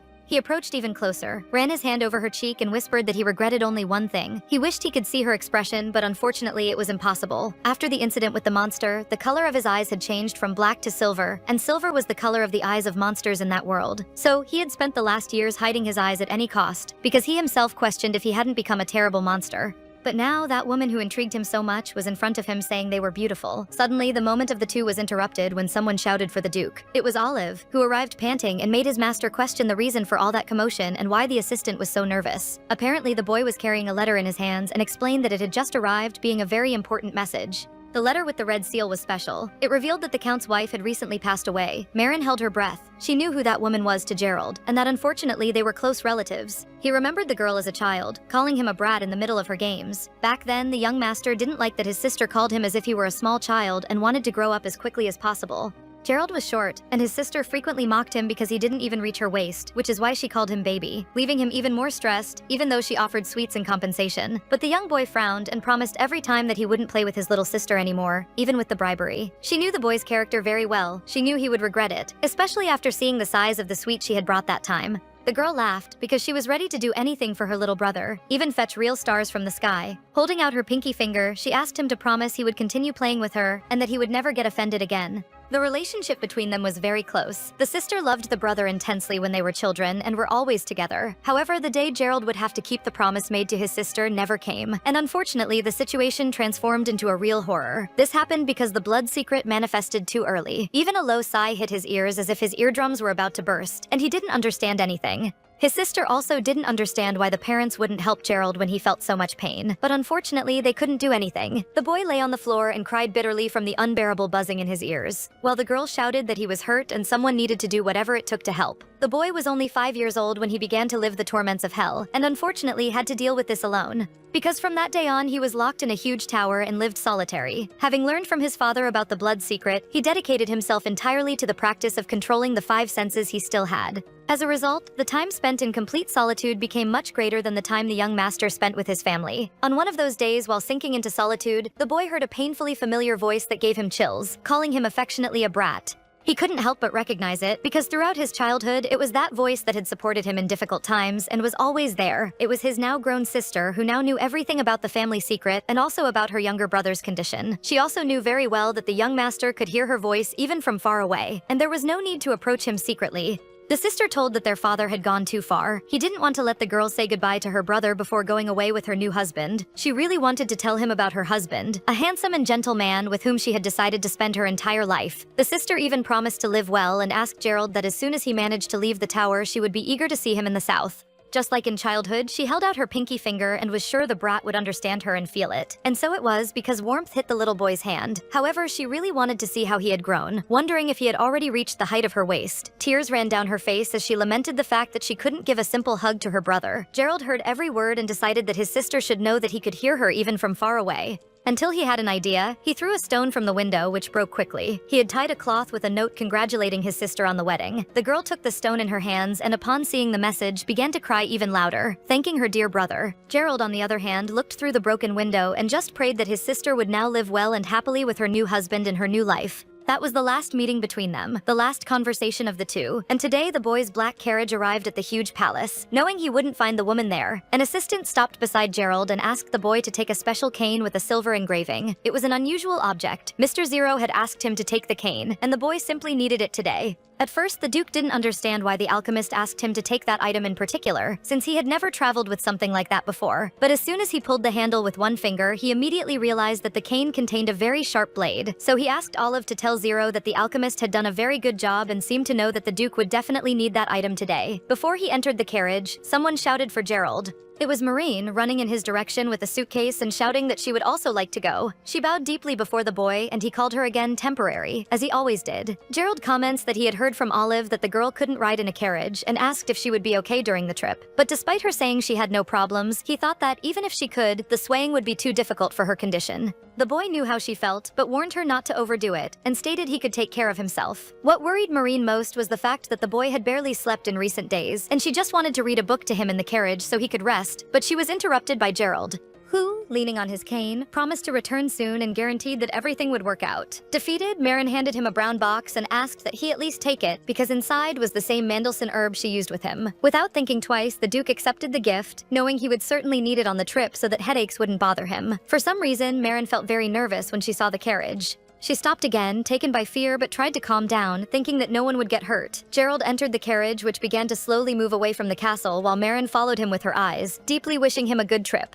Sometime later, a strong punch to the desk was heard in one of the noble's offices as soon as the news arrived that Duke Gerald was coming. The young man was indignant. He had warned him not to come because of his eyes. However, his charming wife approached and asked the boy not to worry because there was nothing he could do since the Duke was on his way. Since things had taken this course, she said they would have to prepare a luxurious reception and greet Gerald in the best way. In the house of Count Adrian, the sun shone with the Duke's arrival. Everything was prepared in the best possible way. And as soon as the butler Moreau met the boy, he bowed deeply and commented that the Duke had made a very long journey. Gerald was serious, leaning on his cane next to his assistant. Olive said that the Duke had warned he would arrive before the funeral and asked where the Count's children were. The Duke heard voices talking about his arrival, and someone doubted that a blind guy like him would go that far, and probably not everyone was happy to see him there. He clearly heard the unpleasant conversation that was going on in the office, despite the boy thinking there was no way Gerald could hear a conversation that was happening so far away. Finally, the owners of the house came to receive our boy. It was Baron Killen, the younger brother of Count Adrian, accompanied by his fiancée, and he admitted that if he had had more time, he would have made a formal reception that day. He introduced his charming fiancée, who felt honored to appear personally before His Excellency. The girl, who wore a black velvet dress and had red hair, was called Jelmia Rose and had just become engaged to the Baron. Gerald didn't respond to her greeting, and Olive remained silent, observing the couple. The boy quickly asked where his nephews were, but for some reason, the Baron began to get nervous. He said with a fake voice of sadness that the blow had been too strong for the children and that they were still locked in their rooms, taken by mourning. But Olive was indignant, commenting that since the Duke himself had honored the house with his visit, they should at least have greeted him. Even so, the Baron said he had recently scolded them. Gerald never tolerated lies. He could identify them from afar and struck the silver tip of the cane hard on the floor, imposing himself without saying a word. Killen and his fiancée didn't expect the Duke to be so harsh right off the bat, retreating shocked. The young man questioned why the Duke allowed himself such insolence, stating that there was real mourning there. Taking advantage of the opening, Gerald asked how he could speak of welcome parties since they were going through intense mourning. He passed by the guards while the Baron tried to justify himself and ordered that his nephews be called at that very moment. The butler offered to accompany Gerald to the living room. While Killen was so furious he couldn't stop trembling, showing his teeth like an animal. It was absurd. The Duke was acting like a wild animal to them. The fiancée was indignant at the fact that someone would disregard the Baron so much just because of his title. And she comments if her beloved were a count, he wouldn't have been ignored that way. The boy hugged his beloved, saying that soon she would become a countess, but explained that he needed to be patient to get the high title. However, the girl's head was far away. After all, she didn't understand how the Duke had managed to arrive before the funeral. By his swiftness, it seemed he valued the sister much more than she thought, and things were taking an interesting turn for Jelmia. Sometime later, the Baron walked furiously to his office, cursing Gerald, who had arrived on a completely different day than he expected. He hated him. His sister-in-law from the Vines family was a problem, always putting obstacles in his way, and now his nephews would be too. Killen was sure the Duke suspected something, so it was impossible to scold his nieces now. Then he would have to take control of the situation no matter what. There was almost no time left. Now he just needed to endure one more day so that the title of Count would finally be in his hands. Upon opening the huge lock that locked the door, the Baron entered the room and asked if the children had been obedient while he was away. The atmosphere there was tense, and the girls seemed terrified of their tutor's presence. The eldest daughter of Count Adrian, Daya, looked angrily at the tutor, knowing what to expect from him. As did the second daughter, Garnet, who sat next to her sister Rubiana, who trembled with fear for being the youngest there. Cold, Killan asked why no one had greeted him since it was their uncle who had entered and demanded attention. But Garnet called that man a demon right then, saying he had locked them up there and even hidden the youngest one, Pedro, somewhere. There was no mercy in that man, who turned to the young girl with all his anger, asking how she dared to speak to him in that manner. Daya looked desperate and apologized with a trembling voice. When Garnet tried to talk back to her uncle again, the girl asked her sister not to interfere and showed herself ready to resolve the matter alone so as not to see that man's fury. Kalin seemed satisfied with the effect he had on the girls and said today he would let it pass, but promised that next time that definitely wouldn't happen. The boy told about the arrival of the Duke Vines, and Daya understood that only he could be their salvation. She could hardly believe it, so she asked if the Duke had really gone there. Completely changing his expression, the Baron warned that before the Duke, they should go back to pretending everything was fine because in the past, the relationship between them was good. Daya knew she would have to obey, but found all that an enormous filthiness. The uncle hated everyone there. Squeezing her fist to hold back, she asked that if they complied, the uncle would let them see Pedro the next day. To which he responds that everything depended on how the girls behaved in front of Gerald, because they needed to watch what they said and stay quiet so he wouldn't discover what was happening there. And then he ordered that everyone dress in the most beautiful way possible for dinner and come down to greet the Duke. As soon as he left, Garnet shouted, asking if her sister had gone crazy and why she was humiliating herself like that before that demon. But Daya understood that this was the only chance they had, otherwise the uncle might not let them see Pedro at all. Unfortunately, that was the cruel truth, and the green-eyed little girl asked her sister if they could really meet the boy the next day. Daya approached with a discouraged smile and promised they would certainly see him, and the girl really wished this day would come as quickly as possible. She questioned her sister if the Duke could help them get out of there, which leaves Garnet indignant, because according to her, the Duke had never visited them and she considered him a complete stranger, and even their uncle, with whom they were close, managed to betray them, so she questioned if a person who had lived their entire life as a stranger could really help them in any way. The little one with sad eyes admitted that her mother always said that, and Daya completed the saying about how the Vines family protected itself. Gerald Vines was in fact there for the first time, and none of them knew what kind of person he was, but our boy knew very well about that saying. 15 days earlier, a cheerful boy with dark gray eyes and a happy face approached his sister, commenting that his father and mother had promised him a birthday gift, and he wanted them and Daya to choose it together. His mother was already waiting for him in the carriage to choose the best birthday gift, calling Pedro to go. He promised his sister he would be back soon, and at that moment, the family was very happy to be together. She touched the boy's nose affectionately and asked him not to get into trouble and to behave very well. That was the last meeting they had. Sometime later, the bodies of the parents were found, but the boy Pedro disappeared without a trace after the tragedy. Daya needed to find her brother. But she needed help for that, so first she turned to her father's vassals, but many just avoided her. The girl didn't understand why everything was happening so strangely, why her mother had suffered a tragic accident, and she was left with only the option of turning to her uncle. Killan, upon seeing the young girl, asked why she was so pale and if she needed a doctor's help. But Daya explained that the vassals didn't answer her questions, avoided meetings, and that no one was looking for her little brother, reinforcing that she needed help. Everyone was ignoring the matter, while Daya seemed to be intruding on something that wasn't her business, and the uncle declared that now she needed to understand why the vassals avoided her if it really wasn't obvious. He warned her that she needed to stay quiet until the funeral, if she wanted to see her little brother Pedro, who had disappeared without a trace. Only now did Daya realize that that terrible man had hidden the boy somewhere, probably so he wouldn't tell all the details of the tragedy. Without thinking twice, he gave her a strong slap on the face, making it clear she shouldn't dare to behave that way again.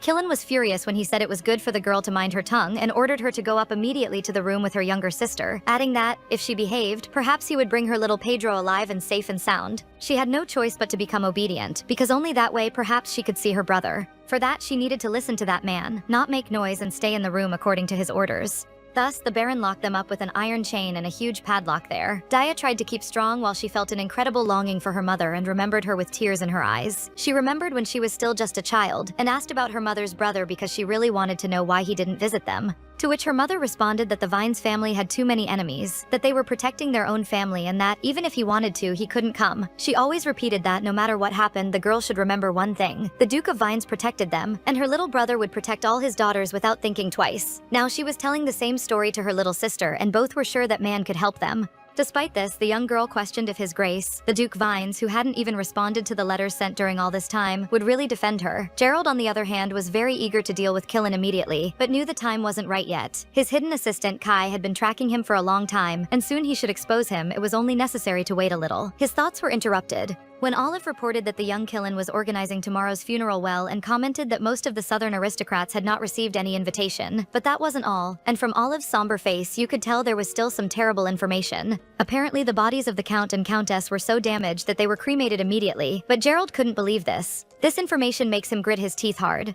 It was a completely reckless attitude, and the Duke discovered that the Baron had dared to stain the memory of his family without caring even a little about respect and protocols. Meanwhile, in Duke Vines' castle, Marin looked at the map of the region, indignant because the Duke had traveled the huge distance in less than a week, and even at an accelerated pace, the journey would have taken at least 10 days. She couldn't stop thinking about how the Duke must be feeling. He didn't like noise, and the MC wondered how he would endure all that, plus thinking that the dandelion tincture had probably already run out. The main problem was that the boy hadn't slept at all, and Marin still blamed herself for not having gone with him. She had promised he would be able to sleep a little, but couldn't even enter the carriage because of motion sickness, feeling pathetic about it. But her lamentation was interrupted by a white-haired boy who asked why the girl had such a serious face. His presence was a surprise to Marin, who asked who he was. Then the young man introduced himself as Zero's older brother, Jerome Rodel Zart. Now the heroine understood what the boy really looked like. However, something caught her attention. His last name was Zart. Like the Dakel family of the north, why would the heir of the northern duke be in the west? This information wasn't even in the original story, which left the girl even more surprised, and the young man asked if there was something on his face. The girl laughed awkwardly and answered that the boy was very similar to Zero, and that's why she couldn't stop looking at him. Marin even forgot to introduce herself and then said her name, changing the subject.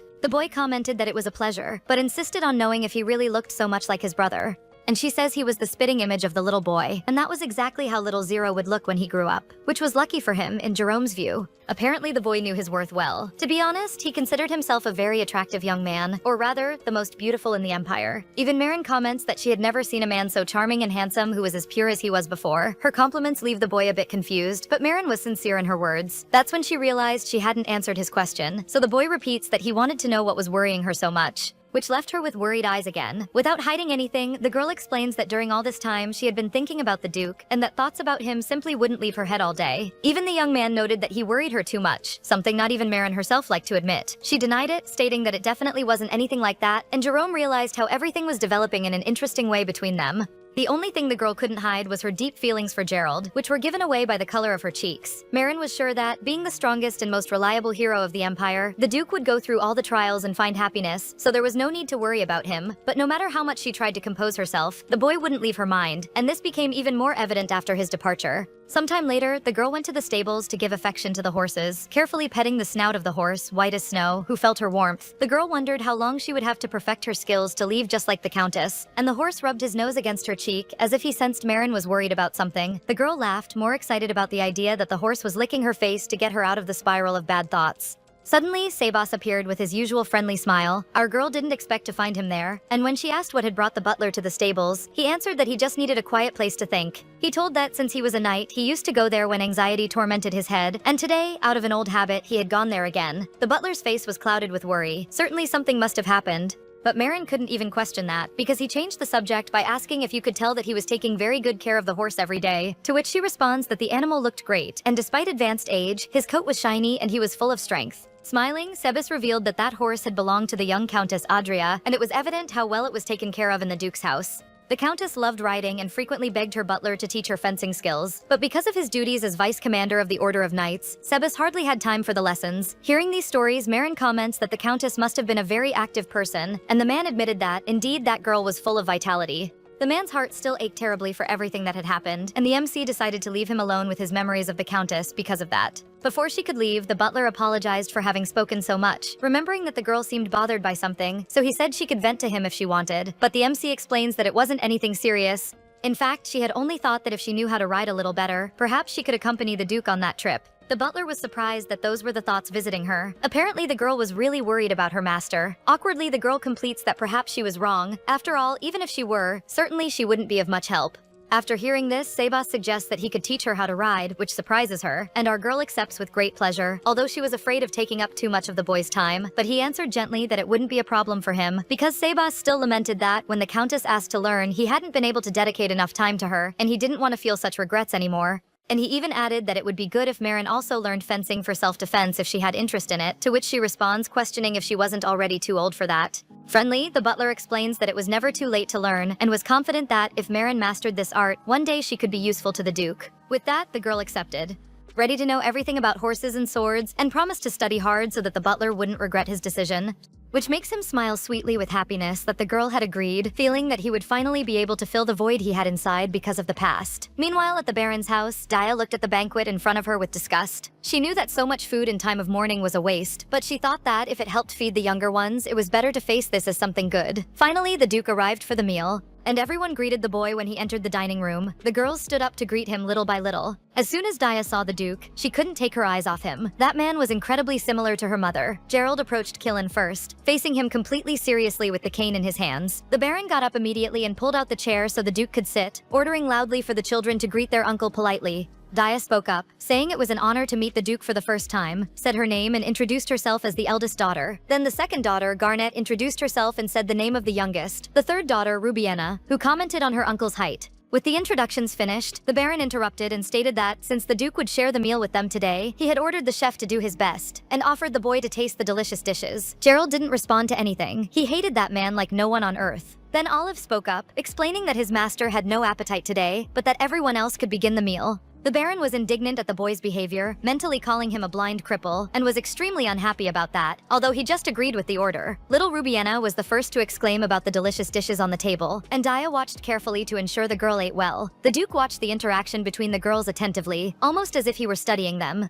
When they finished eating, Olive asked the maid to clear the seats and prepare the rooms for the youngest ones. The maid asked the girls and the little sister to go to the room, and one of the older daughters looked threateningly at the Baron, who was without understanding what was happening. Nervous, Killen protested to the Duke. He started to get very out of control and turned to the boy, asking what all that meant and why he had sent the girls away. Killen could barely contain his rage and shouted that, no matter how high Gerald's status was, he couldn't do that. However, he was surprised when, with an agile movement of the hand, the Duke brandished the blade hidden in his cane and made a small cut on the boy's face. Gerald spoke harshly for him to be quiet at once, but the Baron was indignant. I mean, the Duke had just cut his face, and he reminded him that in the Empire there were laws prohibiting wounding a noble like this without reason. Without showing the slightest concern, Olive handed the Baron a white handkerchief, commenting that he was very wounded, and then suggested that Killen calm down because he could easily stop the bleeding with that handkerchief. The Baron snatched the handkerchief from the hands of the Duke's assistant, who smiled back because he didn't have much choice at the moment, but his movement was so fast that only afterward did he understand it wasn't just a handkerchief, and when he realized, it was too late. Terror took hold of Killen's face. Quickly, the Duke withdrew a sharp blade from his cane, and confidently declared that since the Baron had accepted the handkerchief, this meant he agreed with a duel between the two. Outside the dining room, Dia clearly heard the word duel and wondered what was happening there. She decided to see everything with her own eyes and asked her sister to take care of the youngest in the meantime. Garnet understood her but asked her to come back to tell everything that was happening between the Duke and the Baron. However, before she entered, Olive insisted that she return because that might not be the most pleasant scenario for the girl, but Dia asked them to let her stay anyway. After all, in a few months she would already be an adult girl and felt ready to take on greater responsibilities. Plus, as the eldest daughter of Count Adrian, the girl wanted to see with her eyes everything that really occurred in that mansion. Outraged, the Baron shouted loudly that the Duke had deceived him and that the challenge to the duel was invalid. He noticed the young girl entering the dining room again, which meant she had certainly seen him not consent to that confrontation. However, Dia declared loudly that she had seen with her own eyes how the Baron had received the white handkerchief and had heard the Duke's announcements about the duel. Therefore, that was a legal procedure, and that the Baron didn't have the right to refuse it. Killen couldn't believe that the girl had allied herself with Gerald, even though she had seen him for the first time that night. But as soon as he tried to shout at her, a thin and sharp blade touched his chin, and Gerald warned him that, during a duel, he should never get distracted with anything. And the Baron understood the disadvantage in which he found himself. The young man fell to his knees before him and declared that he had no idea what he had done wrong, but begged forgiveness as many times as needed. After all, he knew that someone like him would never be able to compete with the Duke, who was known as the Empire's shield, and that duel would be a failure. Without the slightest piety, the Duke questioned if, even knowing all that, the boy insisted on doing something so stupid. At that moment, the boy understood he had been caught. The Duke accused the Baron of having dared to touch his family while he tried to dodge, claiming the boy had misunderstood everything. Killen even tried to ask Dia for help to convince Gerald that this was some kind of terrible misunderstanding and that it was worth explaining what had happened. But all the girl did was ask where Pedro was. Of course the man feigned ignorance, but she wasn't going to give in. The girl still didn't know where her brother was. So, irritated, she grabbed the Baron by the collar and shouted that he should hand over the boy immediately, stating that she didn't care if he would die or not. However, the Baron responded with a trembling voice that he had no idea where her younger brother was, and revealed that in fact he had also spent all this time looking for little Pedro, but the girl couldn't believe that lie. She remembered that he himself had said before that Pedro was with him, and that this was the only reason she had allowed them to be locked up and starve, so she could see her brother. But now he dared to say nonsense about not knowing the boy's whereabouts, which was absurd. For a long time, she had tolerated his terrible treatment of her and her sisters, and she was ready to kill him right there. She couldn't contain the rage as the pain increased in her heart, until Olive asked the girl to calm down, but she didn't listen. Suddenly, with a quick movement, the Baron pulled a knife from his pocket, grabbed the young girl by the neck and ordered that no one move, warning that, if they attacked him one more time, he would end the girl. Gerald, however, didn't seem afraid of his threat, and asked if the Baron would really be capable of doing that, which only left Killen more indignant, making him question why he thought he couldn't kill his niece. Thus, Gerald approached him slowly, and the young man shouted again for no one in that room to leave, which makes Dia close her eyes tightly, already expecting the worst. The sharp blade grazed her ear and locks of hair fell slowly to the floor. The metal stayed only a few centimeters from her face, this being just Gerald's first warning. Killen's eyes rolled back with fear, because if he had moved a little to the side, the Duke could easily have cut his face in half. Finally, his knees gave way, and the boy collapsed on the floor as if he were nothing, and Gerald just observes the scene without any reaction. Meanwhile, looking at the unconscious Baron, the girl asked if he was dead, but that was out of the question. She couldn't believe that justice had finally been done after so much time. Olive declared that the Baron would be brought to trial before all the nobility, so that everyone would see the price of the audacity of raising a hand against someone of the ducal family. And finally, he promised that, from now on, no one would harm the girl nor her sisters. That makes Dia cry with joy, thinking that, if it weren't for Duke Gerald, the Baron would have been able to do something terrible to them, just as he had done to her family. In the end, her mother was right. The Vines family protected itself no matter what. The next day, Kai went to Gerald and reported that no trace of the people behind that could be found. It seemed that the Baron's fiancé had erased all traces before disappearing, in a very well thought out plan. Plus, the Duke was a variable the woman didn't consider. She probably would have used Killin longer if he hadn't arrived in time. The two are interrupted when someone enters the office.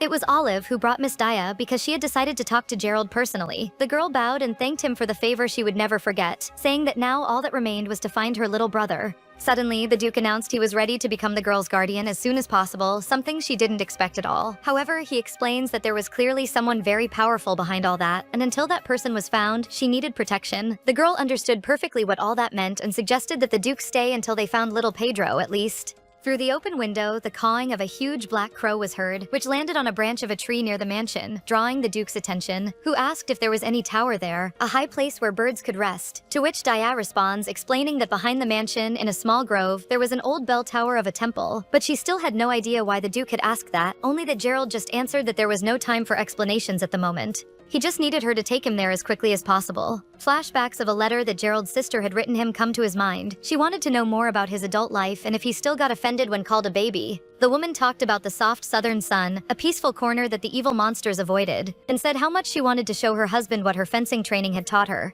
A few days earlier, she was walking alone and came across a place that resembled the tower where her brother had lived throughout his childhood. As soon as she entered, memories of her brother flooded her mind, so she had filled the place with his favorite toys. Even though he didn't even play anymore, the girl wished a place where she could miss her brother in silence. And she dreamed that one day she would be able to invite him to that isolated refuge, until someone followed him there. Her youngest son had accompanied her without the woman even noticing, and learned to love that place. Nostalgic, the woman comments that she wished the little one would grow up as wonderful as Gerald. Furthermore, the baby was incredibly similar to Gerald, and that, like all children love secrets, he was enchanted by the idea of having a secret room. Probably she would have to pass the place on to Pedro someday. However, now little Pedro sat alone in a dark room, complaining of hunger. The boy was sad for not having stretched out the snack he had taken in secret, but now it was too late and he had drunk the rainwater to the last drop. The reality is that he didn't understand why he was there and where his beloved mother had gone. That terrible night, his mother had asked him to count to 500, and if she didn't return by then, he needed to run to the secret room as quickly as possible and hide there.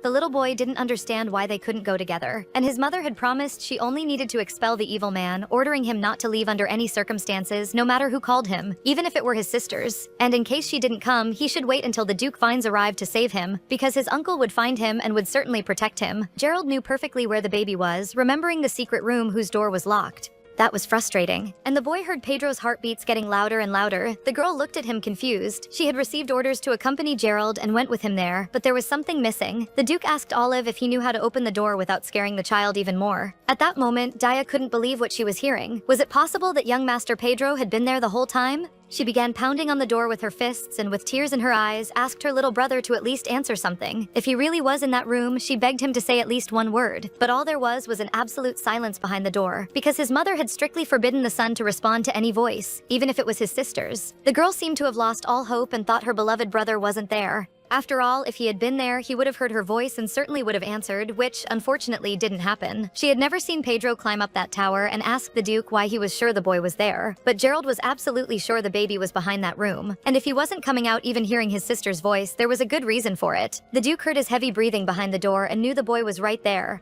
Trembling all over, Pedro heard someone approach the door and, remembering his mother's words, covered his mouth with his hands so his crying wouldn't be heard. Finally, the boy suggested that Pedro must be afraid that his family was being held hostage and simply couldn't force himself to come out. But Daya didn't understand. Her brother wasn't even 6 years old. How could he really think of such a thing? Then Gerald explained that his mother must have warned him in advance that something like that could happen. The girl questioned if they would have to break down the door, while Olive tried to calm her, saying that the boy was already very scared. He needed a little time. That child was probably already exhausted and reaching the limit. For this reason, they couldn't simply break down the door and risk scaring him even more. The problem is that no one knew what the mother had said to the son, so Gerald tried to put himself in the sister's place for a moment. The Duke called the boy, introducing himself as Duke Gerald von Vines, and declared that whoever was outside had come to protect them. Upon hearing that name, the little one disarmed. The door opened silently. His sister could hardly believe the scene. Indeed, Pedro had been there the whole time. Exhausted and with tired eyes, he opened the door slowly and came out to meet the people. Upon hearing the Duke's voice, the boy said his name again so the little one would stop being afraid, introducing himself as the venerable Gerald von Vines. Little Pedro's eyes filled with tears because for the first time in all the time he had spent alone and afraid, he felt relief. He would be saved. And our boy called him to finally take him home, but he was so exhausted he couldn't stand, and his sister immediately ran to help him, holding him by the shoulder, until Gerald took the exhausted boy in his arms, pressing him against his chest while he apologized for having taken so long. Pedro was finished and buried his face in the soft fabric of the Duke's shirt while he cried his heart out. Daya also cried, but with joy for finally being with her brother. Gerald felt the child's body shake and quickly remembered his sister, promising once again that he would do his best to protect her children in her memory. At that moment, in the silence of the abandoned tower, an invisible connection arose between them, a bond that would never be broken. Meanwhile, Marin wasn't bored at all at the ducal mansion because she was committed to learning fencing. She held the sword with uncertainty in her hands, but knew she would certainly succeed under the butler's attentive guidance. That day, he suggested starting by practicing with a common stick to understand and feel how to control the sword. When the girl questioned if he himself had made that sword, Sebas explained that those were the swords used by young fencers, and he had chosen one of those because he thought a real adult sword would seem a bit intimidating to Marin, who certainly wasn't ready to wield a real weapon. Thus, Marin's intense training routine began, and on the first day, she trained with a beginner knight's sword, but it was too heavy for her. After 2 days of practice, instead of feeling willing, she only knew how to complain and groaned with so much muscle pain.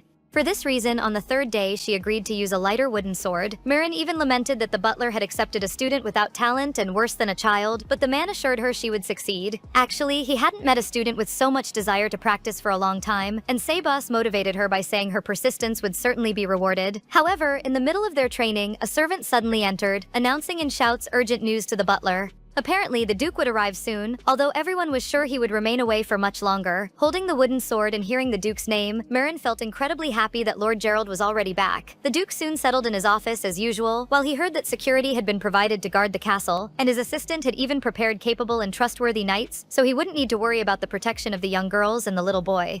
However, Olive informs that Lady Daya had made a small request. She requested to be installed in a separate annex and that no one have permission to enter there. The Duke promptly asked the boy to attend to her wishes so that everyone would feel comfortable. However, there was another issue to be resolved. The young girl's debut in society was approaching, and he was worried about her reluctance to interact with aristocrats outside the house, since it would be difficult to find a woman to accompany the unmarried young girl in public places. Gerald knew that if he didn't want her to end up at the margins of high society, the debut couldn't be postponed and it was necessary to find that lady in waiting. However, she avoided any meeting with nobles in every possible way. On the one hand, the situation seemed like a dead end, and the Duke thought that if he had a fiancé, she could certainly accompany him, but that would be even harder to arrange. So to begin, he suggested that Olive make a list of candidates for lady-in-waiting and report when everything was ready. Upon leaving the Duke's office, Olive heard silent and timid footsteps behind him.